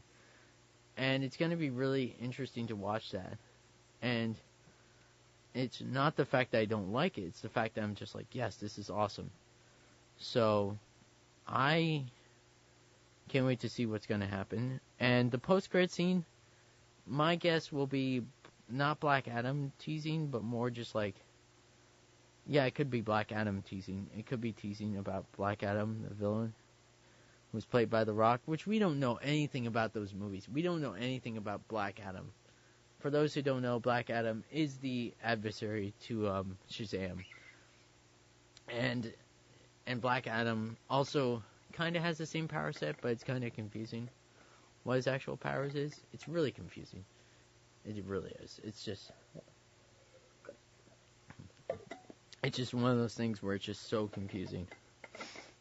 And to me, like, it's not the fact that I can't wait to see what the post-credit scene is going to be like. This is my guess for the post-credit scene for Shazam. It's probably going to begin with him or somebody like the bad guy of the first movie being put away, and him saying, "Oh, there's a much greater threat," or something like that. Like a DC post-credit scene where they're just not interested enough to create a full post-credit scene. Like, you know how, like, in Justice League, it just wasn't as interesting as it could have been, and they teased a lot, and they left on, like, oh, it's gonna happen, we're gonna form the Legion of whatever. We're gonna form the Legion. And I'm like, yeah, but you said that, and you just implied it. Implied. I think that's my problem with DC. They imply things. They imply the fact that we could get the Injustice League, but we could also get this. We could also get that. We could also get a full movie about Batman facing off against Deathstroke. I'm like, but you're doing this flip-flopping, and it's not interesting to me. It's really not. This is my one problem with DC. This is one of my problems with DC. Is the fact that they tease things. And this is, I think Aquaman learned from this, and this is one of the good things about Aquaman. They teased who the villain was going to be in the second movie, which I'm like, yes, that's good. That's good. That's good. I don't want to say, for those who have not seen the movie, spoilers in 1, 2, 3. Spoilers in 3, 2, 1. Basically, Black Manta's going to be the villain. That's it. You could have guessed that a mile away. But for those who didn't see the movie yet, it's basically like this. I liked how they teased him over how they teased Injustice League. I really don't like how they teased Injustice League. Wow, that's a tongue twister. Injustice League. That's a weird tongue twister in some sort of way, shape, or form. It's just a weird, like, thing of, like, it's just so weird, right? It's just like, oh my gosh. But, tongue twisters, man. But, obviously, going to the next piece of news, Netflix announces, no, let's talk about something else. Let's talk about Terminator. I don't think people understand there is going to be a new Terminator movie this year. Oh boy. I have a few words about Terminator. Terminator is one of those franchises that I feel needs to go. It does need to go away. It does. It's not the fact that I don't like it. It's not the fact that I don't respect it. It's the fact that I just think it needs to go away. So Terminator 6 is currently going by Terminator Dark Fate. Let that sink in for a second. Let it sink in for a second. What is with that title? It just doesn't sound right. And it's like, to me, I'm like getting flashbacks of Terminator Genesis. Like, you know how Terminator Genesis was first announced as Terminator Genesis? Like, just Genesis. And you're just like, that's an okay title. Oh, by the way, there's a Y, and I'm like, that's so not good. Like, why would somebody put a Y in the middle of Genesis? Like, it's spelled with an I, and it's like, and then they put the Y in. I'm just like, why would they do that? I don't know what's wrong. I don't know what's going on. I'm just like looking at it, I'm like, okay. But this is one of the funniest things about Terminator Genesis. It's one of the worst trailers I've ever seen in my life. It's up there with Fantastic Four, 2015. Because it gives away the whole movie. I'm not just saying this. It gives away the whole movie. For those who do not believe the fact that this movie gave away their whole movie in the second trailer. Was it the second trailer or was it the first trailer? I have to look that up. But it was one of those trailers that just by accident, or the editor of the trailer did not understand that this is not meant to be shown until a certain point in the movie. They gave away certain aspects of the plot. Do I care about giving them away? No. Basically, John Connor turned into a Terminator, and that's it. That was the simple plot spoiler. And that was given away in the second trailer. The second trailer of that movie. Do you think I have any faith in Terminator right now? No. Because Terminator is one of those franchises like RoboCop that Alex will completely disagree with me about RoboCop because RoboCop was so bad. 2000, whatever one, the remake was so bad. But when you sit down, do you think about like, oh man, the first Terminator, that was awesome. Do you ever think about Terminator 2 was long. It was unapologetically long. And then Terminator 3 wasn't as good. And then Terminator Salvation, which was a boring green, gray, brownish movie. I don't know how to explain the look. It just doesn't look right. It looks too... I can't say it properly. I can't say those words properly because it's just a weird movie to look at. I think that's the best way to say it. Terminator Salvation is a weird movie to look at, but it still has one of the funniest things to ever come out of it, which is Christian Bale yelling at a lighting guy. As a person who's been in a film set, don't do that. Please don't. But that's beside the point. But Terminator Genesis came out, and you're like thinking, okay, this is gonna be good. This is gonna reboot the whole universe, and it's gonna be like a fun movie. But it didn't. The plot was everywhere. I think the best way to say the plot was like scattered everything in every single which way. And Alex is here now. Hello. Say hi. I'm in the house, Alex. Yeah. So we're just talking about Terminator Genesis. Yes, that movie was very complicating. It was very complicated. I think I can't say the best word to describe it because the best word to describe it is not. Like the fun, it had a lot of plot holes, yeah, but they were like getting ready to make a sequel. That's the thing. So I can't, cancellation is always unpredictable. That's always the issue. So, obviously, next in the geek news, I was just talking about Terminator: Dark Fate. That's the title of the new Terminator movie. That's the title? Yes. Dark Fate? Yes. Huh. Isn't James Cameron coming back as a director, though? He's producing it. He's producing it. Okay. Tim Miller is directing it. And the actress who plays Sarah Connor in 1 and 2 is back, yes. Yeah. Uh-huh. I don't know how I feel about it. I mean, I don't know. I feel this is like a Halloween scenario where... It could be good. It could be good. You know, you never know. I mean, James Cameron, our OG, is helping. So, it could turn out pretty good.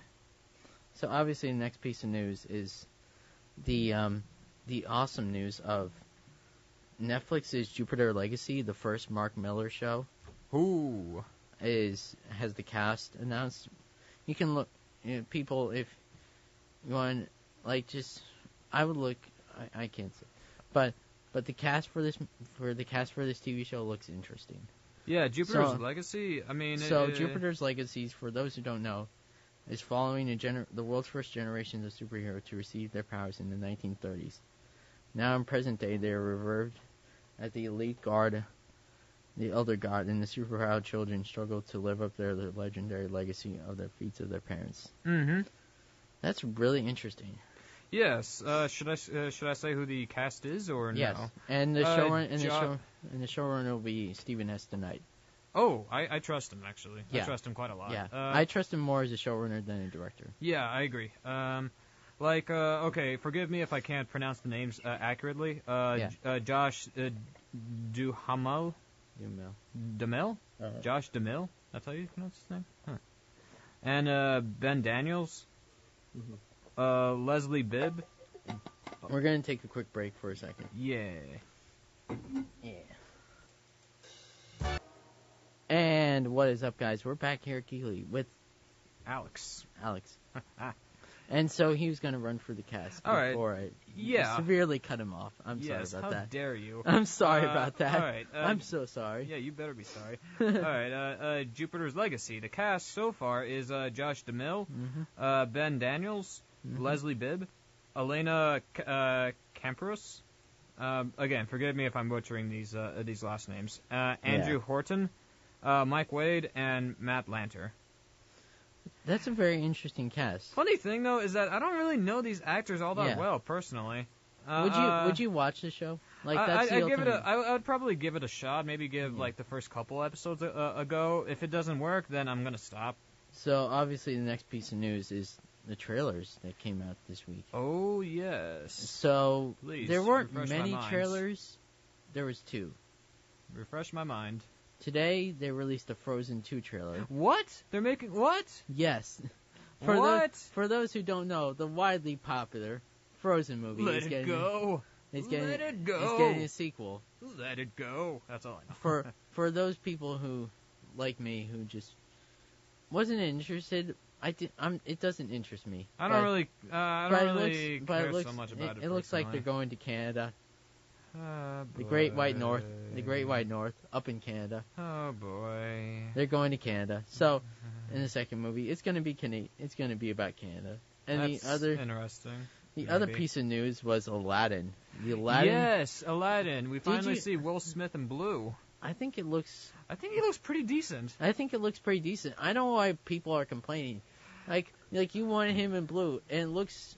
I mean, I think he looks good in blue. It looks jarring, but it's okay. I don't know. I think he looks fine. I'm actually real excited. I think Will Smith can pull this off.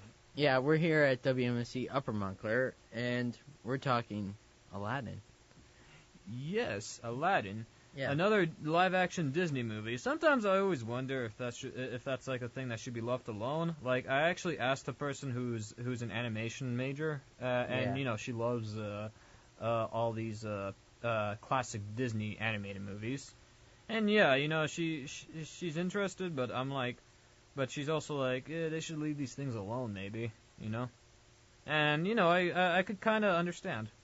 Yeah, I could kind of understand too, because for me, like, I obviously respect the fact that I don't mind the fact that Disney is redoing some things, but I just don't. Is it really needed though? Is it really needed? Like, funny thing, though, is that with the Little Mermaid live-action movie, it's supposed to be based off of the book, not really the actual animated movie. And I've never even read the book, so I don't know. So, obviously, because you missed it, Shazam will get a post-credit scene. Yes, it will. The other news was we're gonna get more into the horror topic, because this is the horror special. Oh yeah, and this Valentine's Day there's like a bit of a horror element to it for this year at least. Oh yeah. So obviously, for those just starting out in horror, I wanted to put up a topic called horror for beginners. Horror movies that beginners in the genre of should watch. Like, I put together a rough list, and we can talk about it more. But what would you consider to be, like, the movies that are just beginner? Beginner for horror? Yeah. I mean, an obvious answer to me would be, like, Halloween. Also, maybe the first Psycho movie. potentially. Yeah, totally. I'm giving like the most obvious answers right here. So what if about I want to get like artsy, I would probably give them maybe American Psycho? American Psycho, maybe. An artsy answer for me would probably be like oh my god, this is getting kind of hard now. Wow, weird. Isn't it so hard? It is a little hard. I put down a few movies. Yeah, give us a few. So for me, I put down I obviously put down one of my favorite horror movies, which is The Lost Boys. I never seen that. How the 80s one. It's really fun. Okay. It's fun. But oh yeah, like an artsy answer would be what was that horror movie you once showed me at your house? That horror movie. Trick or Treat. Trick or Treat. That's a pretty artsy. Yeah, we're gonna go into a full horror review of that because that Trick or Treat is that's an artsy answer. I would say. Yeah, we're gonna do that later in the show as our second to last topic. Mm-hmm. As our last topic. Probably. Yeah, it just felt like a good reference. Because later in the show we're gonna talk about holiday horror movies. Yeah, it felt like a good reference. That's all. For me, like Cabin in the Woods. Ooh. Yes, I've seen that movie. That's with Chris Hemsworth. That's right? with Chris Hemsworth. Yes. That's a really, really good pick.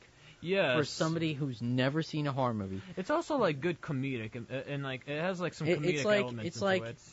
It's like for me, how to explain Cabin in the Woods without spoiling it. I think the best thing about it is just if you haven't seen it, don't look up anything for it. That's the best way to explain it. Probably better that way, yeah. And maybe know some some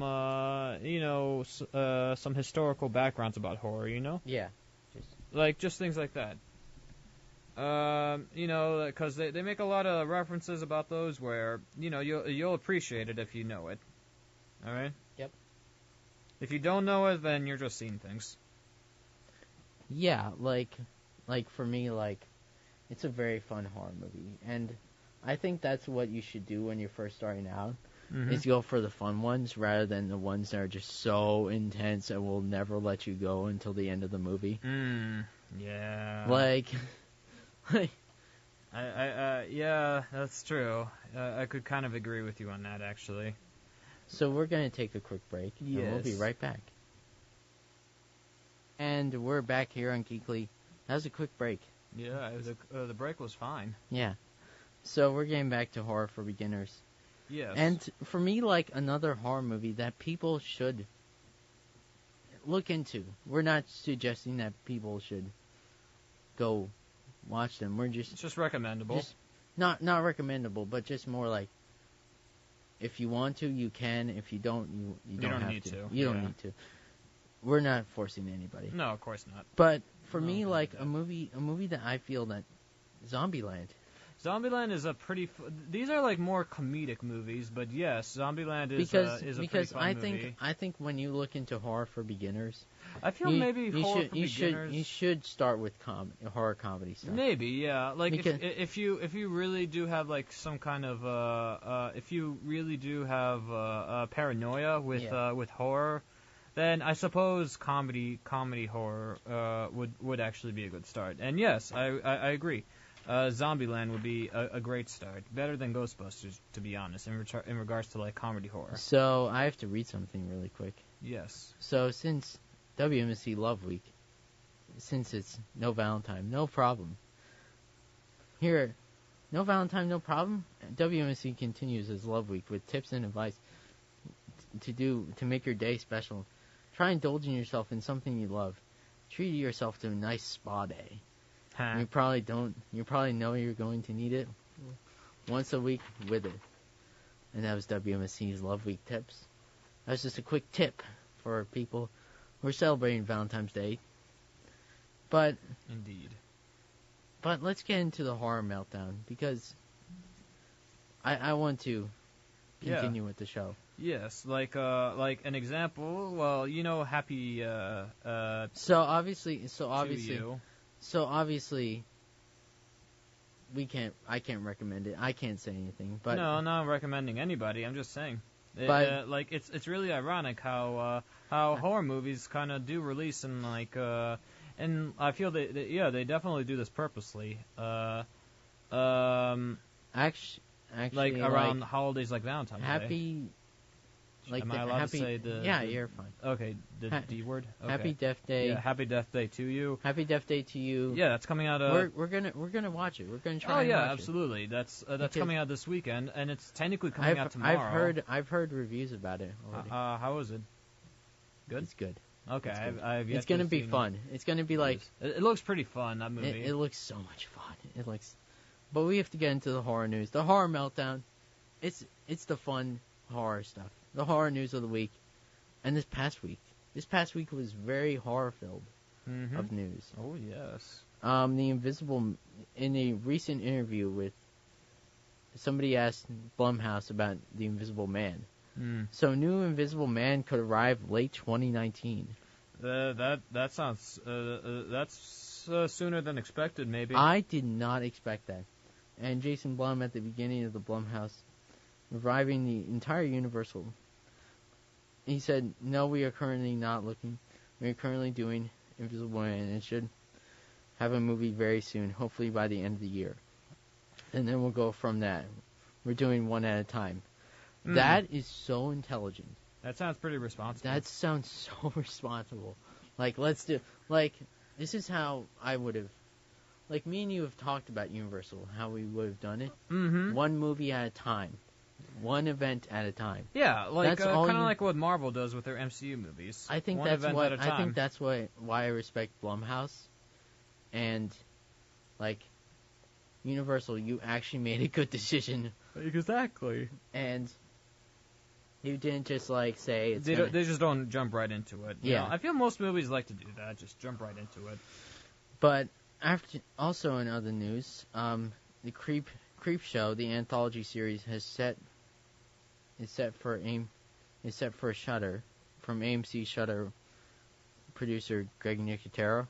Nicotero. The Walking Dead producer. Yes. Didn't he leave?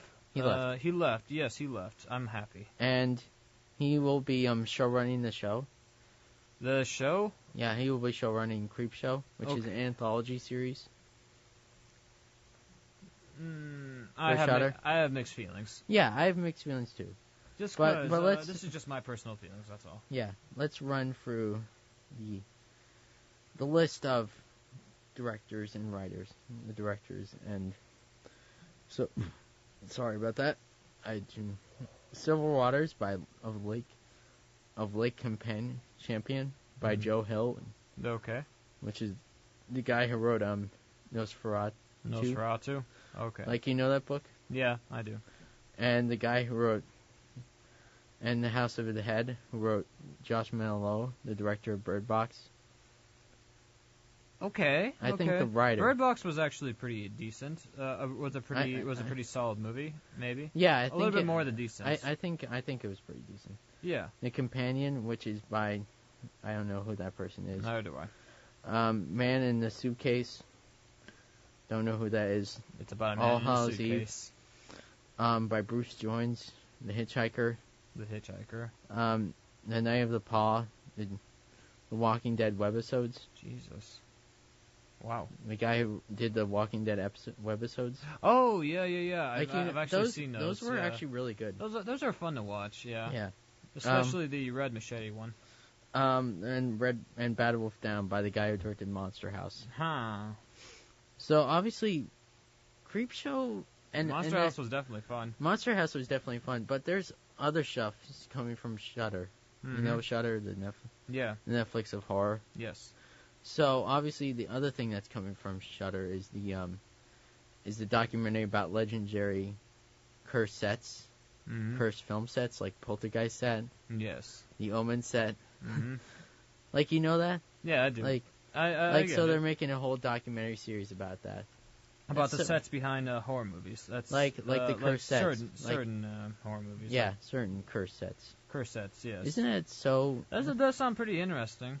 Yeah, like, You know? would you watch it? I'd probably watch it, yes. I mean, I hope it would be entertaining at the same time. Yeah. I would hope so. I mean, me per se, I'm not usually a big fan of, like, documentaries, but that's just me. So, obviously, the next thing is Oscar-winning director Alexander Payne turning his attention to a horror comedy with The Menu. Alexander Payne. That sounds extremely familiar. He did Sideways. Well, what else? He did a bunch of movies that are just... Okay. Yeah, Alexander Payne. He does sound familiar. What about him, anyway? So he's going to direct a horror comedy called The Menu. The Menu. What's on the menu?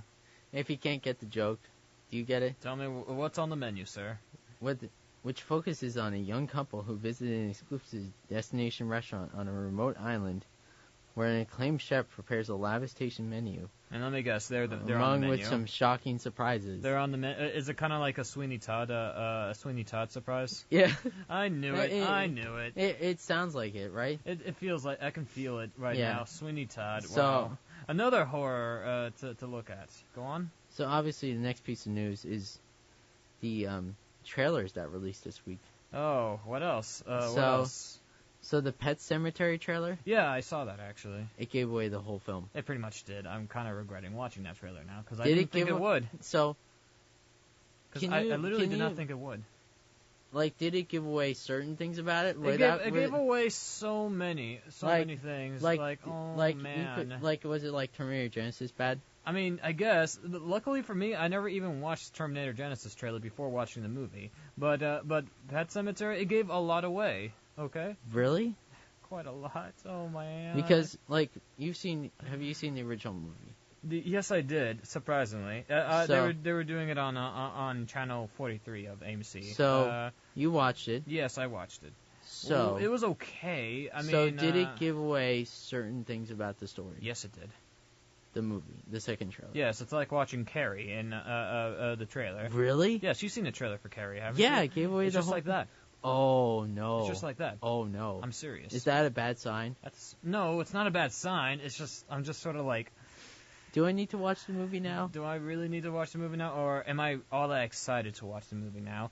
Like, it's really more of a question of am I even really all that excited anymore? Yeah, it's more of that. Yeah, It's more of that. you know, Carrie was still a good movie. It's just I'm like, oh man, I'm just sort of like, I lost my excitement now, because you know Yeah. the trailer just gave away way too much, and Yeah. yeah, Pet Sematary gave away quite a lot. I I know. I did not think they would. Honest to God. I didn't think so.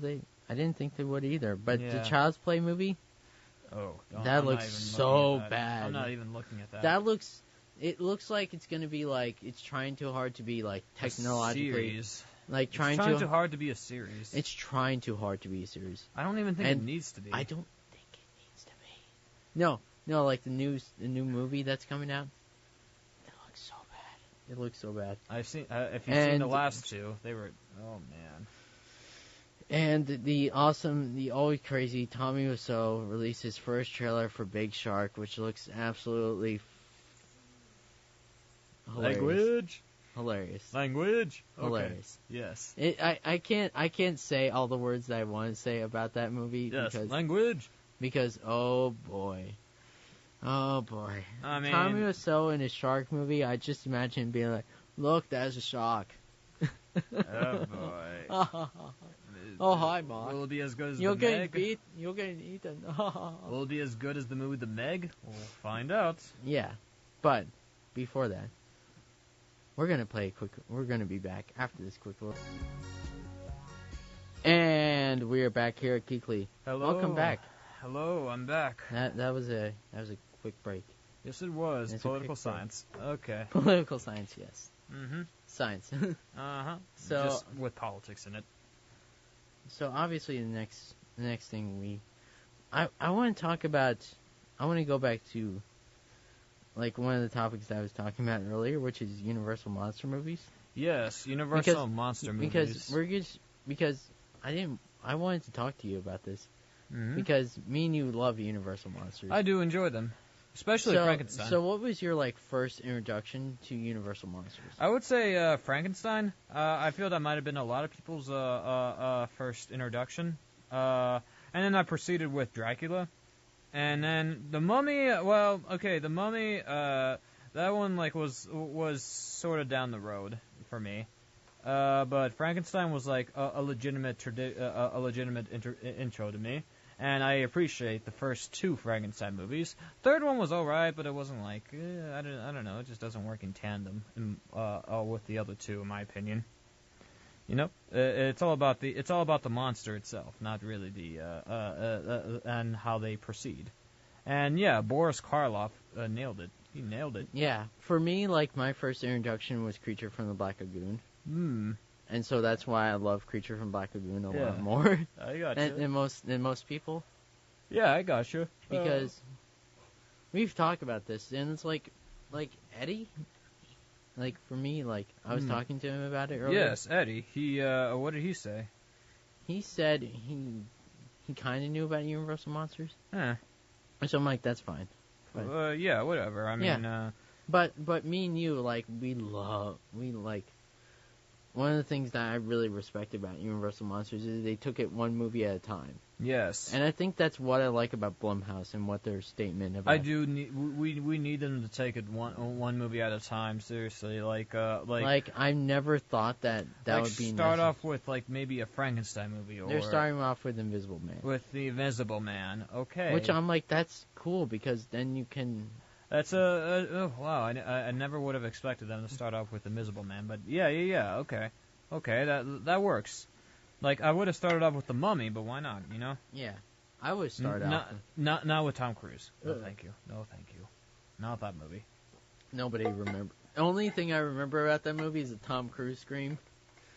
Like, do you remember that? I don't want to. You don't remember that? I don't want to remember it. Like the trailer that came out with no audio, with only just audio.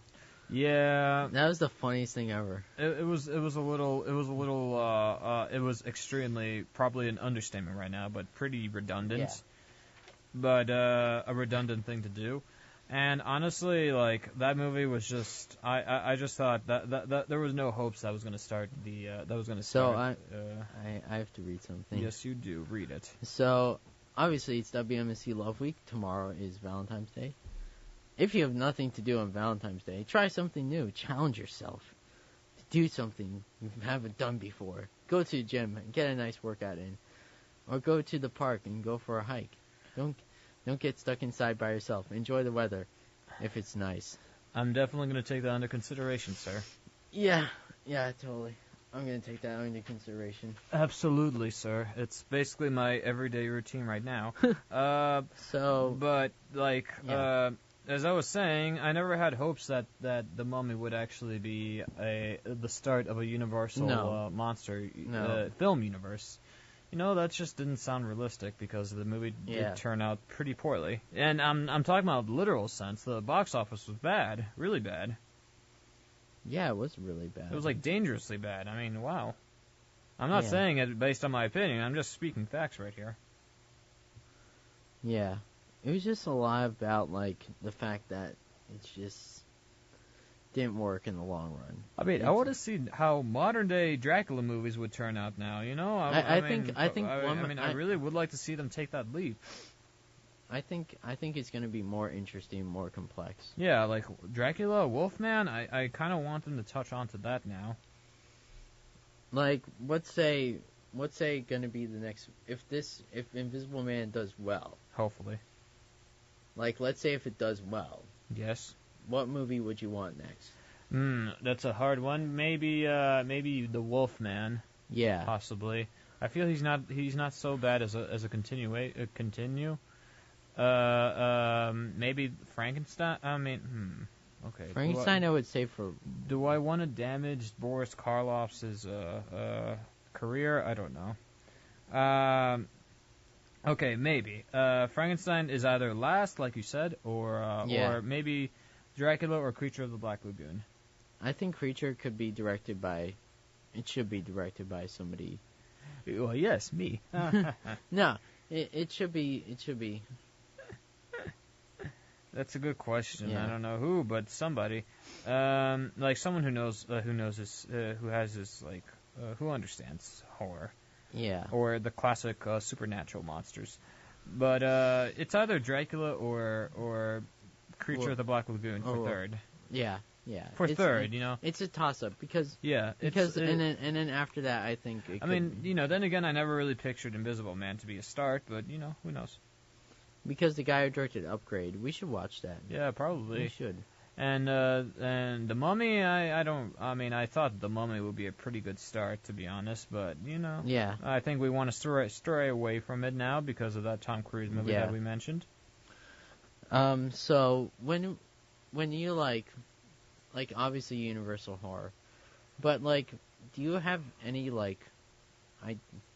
would you want to see something that's different from Universal horror? I mean, I would like to see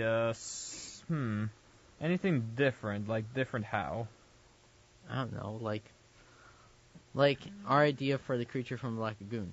Okay, I suppose make the creatures a little more sympathetic in a way. Yeah. Like, you know, kind of like maybe in the levels of how Frankenstein was like in the Boris Karloff era. Mm-hmm. Like, if you know about it, he was quite the sympathetic. Sympathetic. Oh my God, I'm losing my Sympathetic. English. Sympathetic. Individual. Yes. All right. Yeah. And I don't know, like I feel that could work with all these monsters, and I mean all of them. You know. So. I do mean all of them. Yeah, because like for me, like when I think about it, like it's very interesting when like these Universal Blumhouse announced the Invisible Man, because I'm really happy about that. Mm-hmm. Because I kind of wanted somebody different. Yeah. Behind the helm of a Universal monster movie. I agree. Because I didn't want. What makes me wonder though is why did they choose Invisible Man as the first? That's like a strange start. It was an interesting start. It's just so unexpected though. But I kind of want to see what they're going to do. It's like so unexpected. I think we're going to probably get our first cast announcement in the summer. Yeah, probably. I mean, if it's expected to come out, spring, because probably this spring because probably spring, and they're probably gonna wrap production. Because if it's supposed to come out release late 2019, then it should definitely be spring. When do you think late 2019? Like I mean, honestly, based on the way how it is right now, December. Yeah. Is that like a fair assessment right there? I kind of could see that, but I kind of could see. Along with my movie Dune, which I hope comes soon. I think Dune is going to come out like next year. Yeah, I can understand why. I mean, we so far have like a small cast. We already know that Dave Bautista's in it. We don't even know who's going to be in Invisible Man, so if anything, it's more likely for Dune to come out sooner. It's more likely for Dune to come out sooner. I mean, I would love for him to come out sooner. It's my favorite director. I think Invisible Man is going to come out February of next year. Yes, that's possible. I mean, I think they're going to do the February release. I mean, yeah, it's either the February or January release. They just might have to push it back. That's all. Only like 2 months. I could see like. It's better to be patient. I could see this February for Invisible Man, because I don't think January is a good month for movies. Probably not. No, I mean, I don't know if it is. Like, I mean, February, it's worked for many movies previously, not necessarily horror per se, but like Black Panther, you know, it worked pretty well for that movie. And yeah. There was also, you know, Happy Death Day to You is coming out. What do you know? This month. Yeah, tomorrow. Yeah, exactly. So it came out tonight. It had a Wednesday release. Yes. So it's a Galentine's Day movie. Okay. Yeah, Galentine's Day is the holiday before Valentine's Day. Don't ask me how I know that. All right. Yeah, I found out about that. Yeah, but obviously when you think about it, it's just more interesting. Yes. So obviously our next topic, one of our last topics, which we'll probably finish the show with, is. We're both really tired. We know I'm that. sorry. I never do your labs in the mornings. Nope. But I had to get work done, so, you know, be responsible. That's all. Yes, be responsible people. Just like me, and make some sacrifices. I'm sorry. So, obviously our last topic, because tomorrow is Valentine's Day, we're going to talk holiday horror movies. Yes. Because what holiday there aren't many Valentine horror movies. Not that But- many. I mean, I but- don't know much. But we have to talk about other holiday horror movies. Nightmare Before Christmas. No. Or Halloween / Christmas movie. Probably the best. Can Go we on. talk about one of our favorite horror movies, which is Trick or Treat? Yes, that movie. Oh, yes, that movie. Like, Now, as I said, that is a pretty artsy movie to watch as a beginner for horror movies. Go on. oh yeah. So for me, like, it encapsulates. It's because Halloween doesn't end on October. It's always year round for me because Halloween is just like one of those holidays that's way more fun Mm-hmm. than Why do you think I like Nightmare Before Christmas? It's like on the level of like- niceness with like on par with obviously Christmas. my two favorite holidays are Christmas and Halloween Yeah, those are the two best holidays on my list. because Halloween you can watch horror movies all year, all month long, Exactly. and not get judged. Yes. But the thing with me is just like there's so many good horror movies to watch on Halloween. And there's so and before we do this, like I have to say, like My Bloody Valentine. Have you heard that movie? Yes, I've heard of it. Like the original '80s version? Mm-hmm. I've heard of it. I haven't seen it, but I heard It of is it. ridiculous and it's really fun and I don't want to say anything about it, but it's just a fun movie. But going into obviously Trick or Treat, which is a Halloween movie. Why are we talking about Halloween movies? Because it's just so much more Yeah. interesting. Even though it was like 5 months ago, right? Even though it was 5 months ago, it's just like we still have to talk about Halloween movies Of course. because it's still way more interesting. Yeah, Halloween is a pretty fun holiday, you know. I mean, you know, it's a really good holiday for fun, and you know, there's always something going on. You know, not just that. Yeah, totally. Something is always going on, and you know, you can get involved. You know, it's like it's a good holiday for socializing. All right, It is a good holiday for socializing. and that's sort of the whole point of Halloween. So, In Trick my or Treat, opinion. in my opinion, and probably your opinion, What's up? is, in my opinion, it's one of the best atmospheric like Halloween movies. Like, It's it definitely. it gets you in the right mood for Halloween. It gets you in the mood for like candy and all that stuff and doing all the fun stuff. And getting with the it, right costume too. and getting the right costume. Mm-hmm. And it has single-handedly one of my favorite werewolf scenes of all time. And also getting your jump scares quite good on Halloween. Oh yeah. Yeah, the jump scares are important. I feel like for me, like, this movie is like really freaky, but I love it. Uh-huh. I enjoy And it. that's the same thing that I say about like if like you just want to, for me, like holiday horror movies, why I personally like them, they're just really fun. Like 90% of them are really fun. There's some bad ones, but Mm-hmm. you can find the bad ones and just laugh about them. Yeah, eventually you'll laugh about them. But- I think so. But for me, it's just always about that fun nature of holiday horror movies. Mm-hmm. It just gets you in the atmosphere. Some of them get you into the right mood. Oh, yes. Halloween and Trick or Treat get you in the right mood for the holiday. Mm-hmm. Trick or Treat does it a lot better. It does it better, it does. Halloween just gets you in the mood of like the darkness. Something like that. Something I mean, like that. I mean, I think Trick or Treat just sort of gets you into that traditional mood on, you know, how about like kids getting, you know, or even adults going for the candies, things like that. Yeah. You know? It is probably it is two of my favorite moments because it is one of my favorite moments of a horror movie. Yeah. Is the school bus scene. Oh, that one. That one's so good. That was crazy. We can't talk about It that, was but crazy. Yeah, but- it's too but- violent. but I just love that movie a lot. I love Mhm. it to the point where I would probably make it a Halloween tradition to watch that movie Why every not? year. That's a good one. Because it's a good movie to watch. It is. But speaking of Valentine's Day, there are no romantic horror movies, which I love. None. Not that many. Except for Happy Death Day to You, but I don't know how that goes. And for me, like when you think about like horror doesn't go well with romance. Not so Like- well, like- just because it's like a really bad influence for romance in my opinion. What? Am I wrong? Yeah, you're right. You're right. Yeah, I'm just laughing it about is. It is a pretty bad influence for romance in my opinion. It is a pretty bad. Like not influence. something you should really be looking at. Mm-mm. Because it gets kind of ridiculous, a little too unrealistic, and I'm sort of like, yeah, no, there's no way this would actually happen in real life. Come on, think of something more real. Like one of the books that I wanted to read was a book called The Final Girl. Did you hear about this? Yeah, I've heard about this. It's about that. It's about a girl surviving. One of many.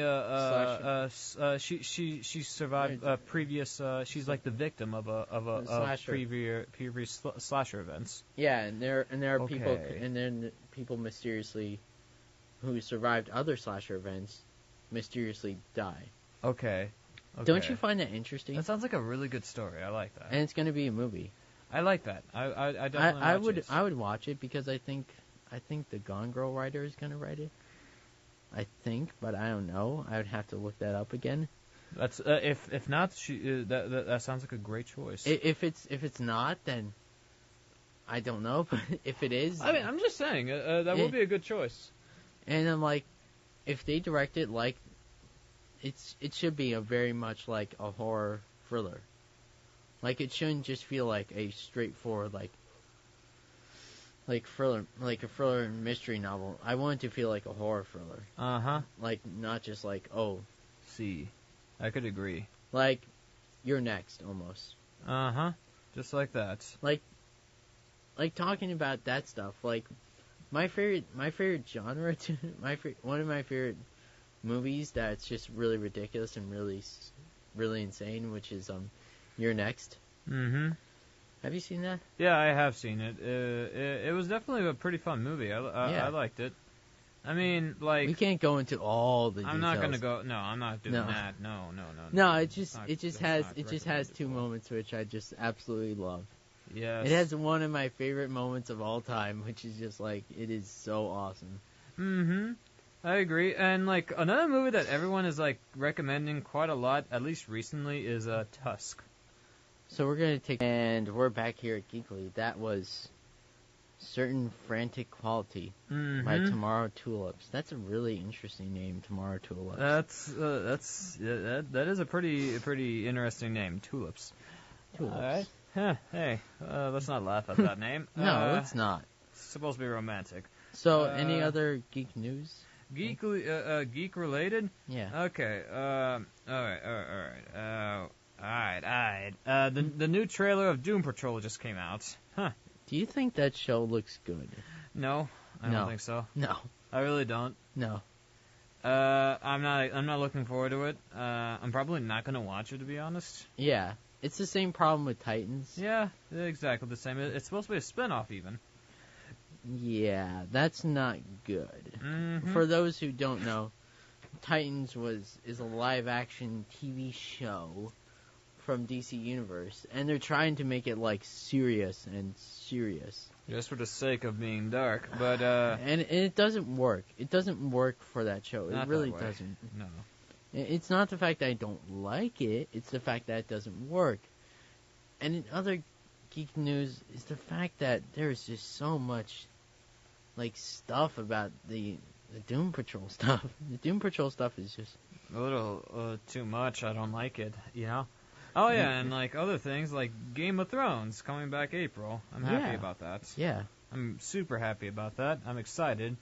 Beyond excited. The final season. So give people your own what's your personal thoughts on what this season is going to be like this year? Game of Thrones? Yeah. Okay. Well, the big question is who will wind up on the throne? Okay. My thought is that it's gonna leave some like I don't know about the mythology being settled out, but the show itself, I think it'll have like a pretty twisting ending, you know, possibly. Also, like the characters, what happens to each character? That's a big question. Yeah. like Jaime Lannister. You know, those kind of characters are a big question. Jon Snow. I want to know what happens. So obviously, after the Game of Thrones showrunners finish, they're going to start their spin-off they're series. going to start their Star Wars spin-off series. Yes, and they're also starting. There's also going to be a long night show, Game of Thrones spin-off. Go on. Yeah. So what do you think could they do? Like, we don't know anything about their Star Wars spin-off. Do you think we could get a darker Star Wars story? I hope so. I mean, I will. It's going to be in Disney, right? Okay. If Disney lets them off the chain a little bit, then if they do let them off the chain a little bit, then I think it'll be a bit more visceral and darker. You know? Why not? I think for me, like, I think they'll let them. I would hope so. I think if they didn't just hire them for not creating something that's friendly. Mm-hmm. So that's the main thing that I think of that. I mean, I'm like hoping the series does pretty good. I mean, I'm like looking forward to seeing the new streaming service. And oh yeah, The Gifted. The TV show Legion is on their final season. Final season. Yes, I've yet to have seen season 2, but I know it's going to be. But I know that they're on their final season now. Gifted has like 2 episodes left before the season 2 ends. I actually do like the show. You know. Yeah, I do. The Gifted is actually quite nice. I don't know why. I haven't watched it yet. I haven't watched it yet. I have to admit, though, the characters are quite likable. That's very interesting. Yeah, I really like how they handle a large group of a large cast of characters. You know, it's like on a similar level of how Game of Thrones is like, where they don't focus on just one character; they focus on multiple. Almost like you don't really have any main characters. Yeah, that's sort of the way how it's supposed to be like, and I like that. And, you know, like The Walking Dead, that's what they're doing right now. Now that Andrew Lincoln is gone. Yeah, it's like for me, like, in the other Walking Dead news, Daniel, the actress who plays Michonne, she's leaving. And I heard she might be transferring to the Walking Dead movies. So do you think these Walking Dead movies, what do you think they're going to be like? Well, it's supposed to really mostly just be about Rick's adventure. That's kind of the whole point on what the show is doing now, you know, with him gone and all. Yeah. It's to focus on everyone else, like Norman Reedus, all those people. Lenny James is working on Fear the Walking Dead, but Andrew, they just want to continue his storyline, and they want to give, and at the same time, they're kind of sort of just trying to keep people interested, and, you know, sort of boost AMC to the next level, you know, with the Breaking Bad movie and a Walking Dead movie. The Breaking Bad movie, for those who don't know, will be pushed to Netflix. Really? And AMC. I'm not surprised. No, I'm not surprised either. But okay. Obviously that's very interesting. Yes, it's going to focus mostly on Aaron Paul as his character Jesse Pinkman. Yeah, because I'm actually interested to see how that goes. Yeah, just because he left off on a really, really tough note. So when we're talking about TV shows, when should a TV show actually end? This is the last topic. Okay, when should a TV show end? Yes. I always feel maybe like season 5 or 6. Yeah, that's respectable. Maybe. Like, let's say like The Flash. Should it end? It should end probably at season 5. But the thing is, like, they kind of set themselves up for a 10-season run, so I'll give them a pass for now. Arrow should have ended in season 5. That would have been a great ending. It would have been so great. I think it would have been a great ending. Just change the ending of season 5 a little bit, and you got yourself an ending. Yeah, that's it. All right. You just have to end on the audio of being like, "Now I'm the Green Arrow." Yeah, something like that. And you don't have to kill Laura Lance. Exactly. And all those things, you know, I'm like, and also like, Agents of S.H.I.E.L.D. should have ended like forever ago. Agents of S.H.I.E.L.D. should have ended at season 3. Yeah, probably. I feel 5 seasons for superhero TV shows is like a good solid number. Mm-hmm. For just when you think about it. Yeah. All right. Like Smallville was a good show, but it overstayed its welcome quite a lot. So. And I think that's going to be the problem with the Flash and like the Arrow. It's going to stick around for too long. Exactly. Even for Supergirl. And Supergirl has gotten to the point where it's become too much about she can do it. She can do it because it's a she. It's a she. That's pretty much it. We're not saying anything bad about the show. We're just saying most of the writing is about. It's typically just Superman's storyline. Superman's storyline, just gender bending. Just gender bending. And honestly, I don't think they need to do that for an entire series. No, they don't. And absolutely not. For me, like when I think about TV shows that should end, like what TV shows should end, like what should be their final, what shows should actually end? Okay. Supernatural should definitely end. Yes, it should end. It should. I know, I get it. Jeffrey Dean Morgan just came back. I'm sorry, no. That's not good enough. It just needs to go. The show. Supernatural. Yeah. I stopped after season 12. It does need to stop. Yeah, I went on for a long time. I tried my best, but I just couldn't do it anymore. I think that's the same thing that you came to the same realization of like, when the show needs to end, it needs to end. Yeah, Supernatural is one of them. And for The Walking Dead is also one of them. That's for sure. So do you think Fear the Walking Dead? I mean, I feel Fear the Walking Dead has potential right now. Like seasons 1 through 3 were all just getting better and better. Season 4 was off on a perfect start up until the mid-season. Yeah. It destroyed everything, in my opinion. Yes, it did destroy everything. But season 5, we will see. There's one extra Walking Dead character transferring over to Fear, and we have surprisingly 2 season 3 characters coming back.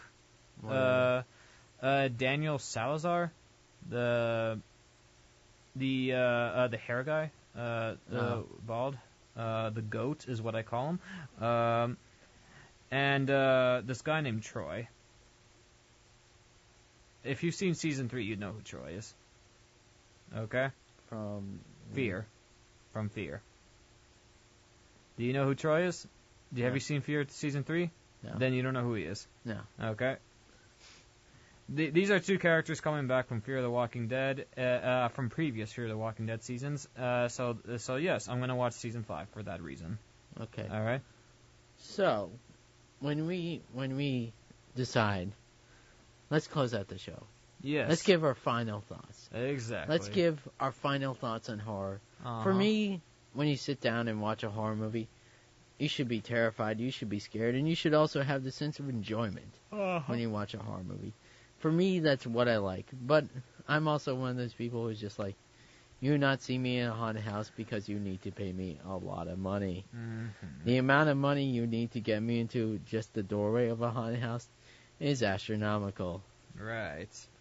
Before that, I have to read the last WMSC Love Week. Yes, you do. WMSC is will be continuing Love Week tomorrow, and with some of our best dating tips. Have any ideas? Don't forget to share them with us using our socials, using the hashtag WMSC Loves. And what's your closing thoughts on horror? Well, I think horror is sort of like more like my thought is, you gotta have some fun watching horror. Yeah.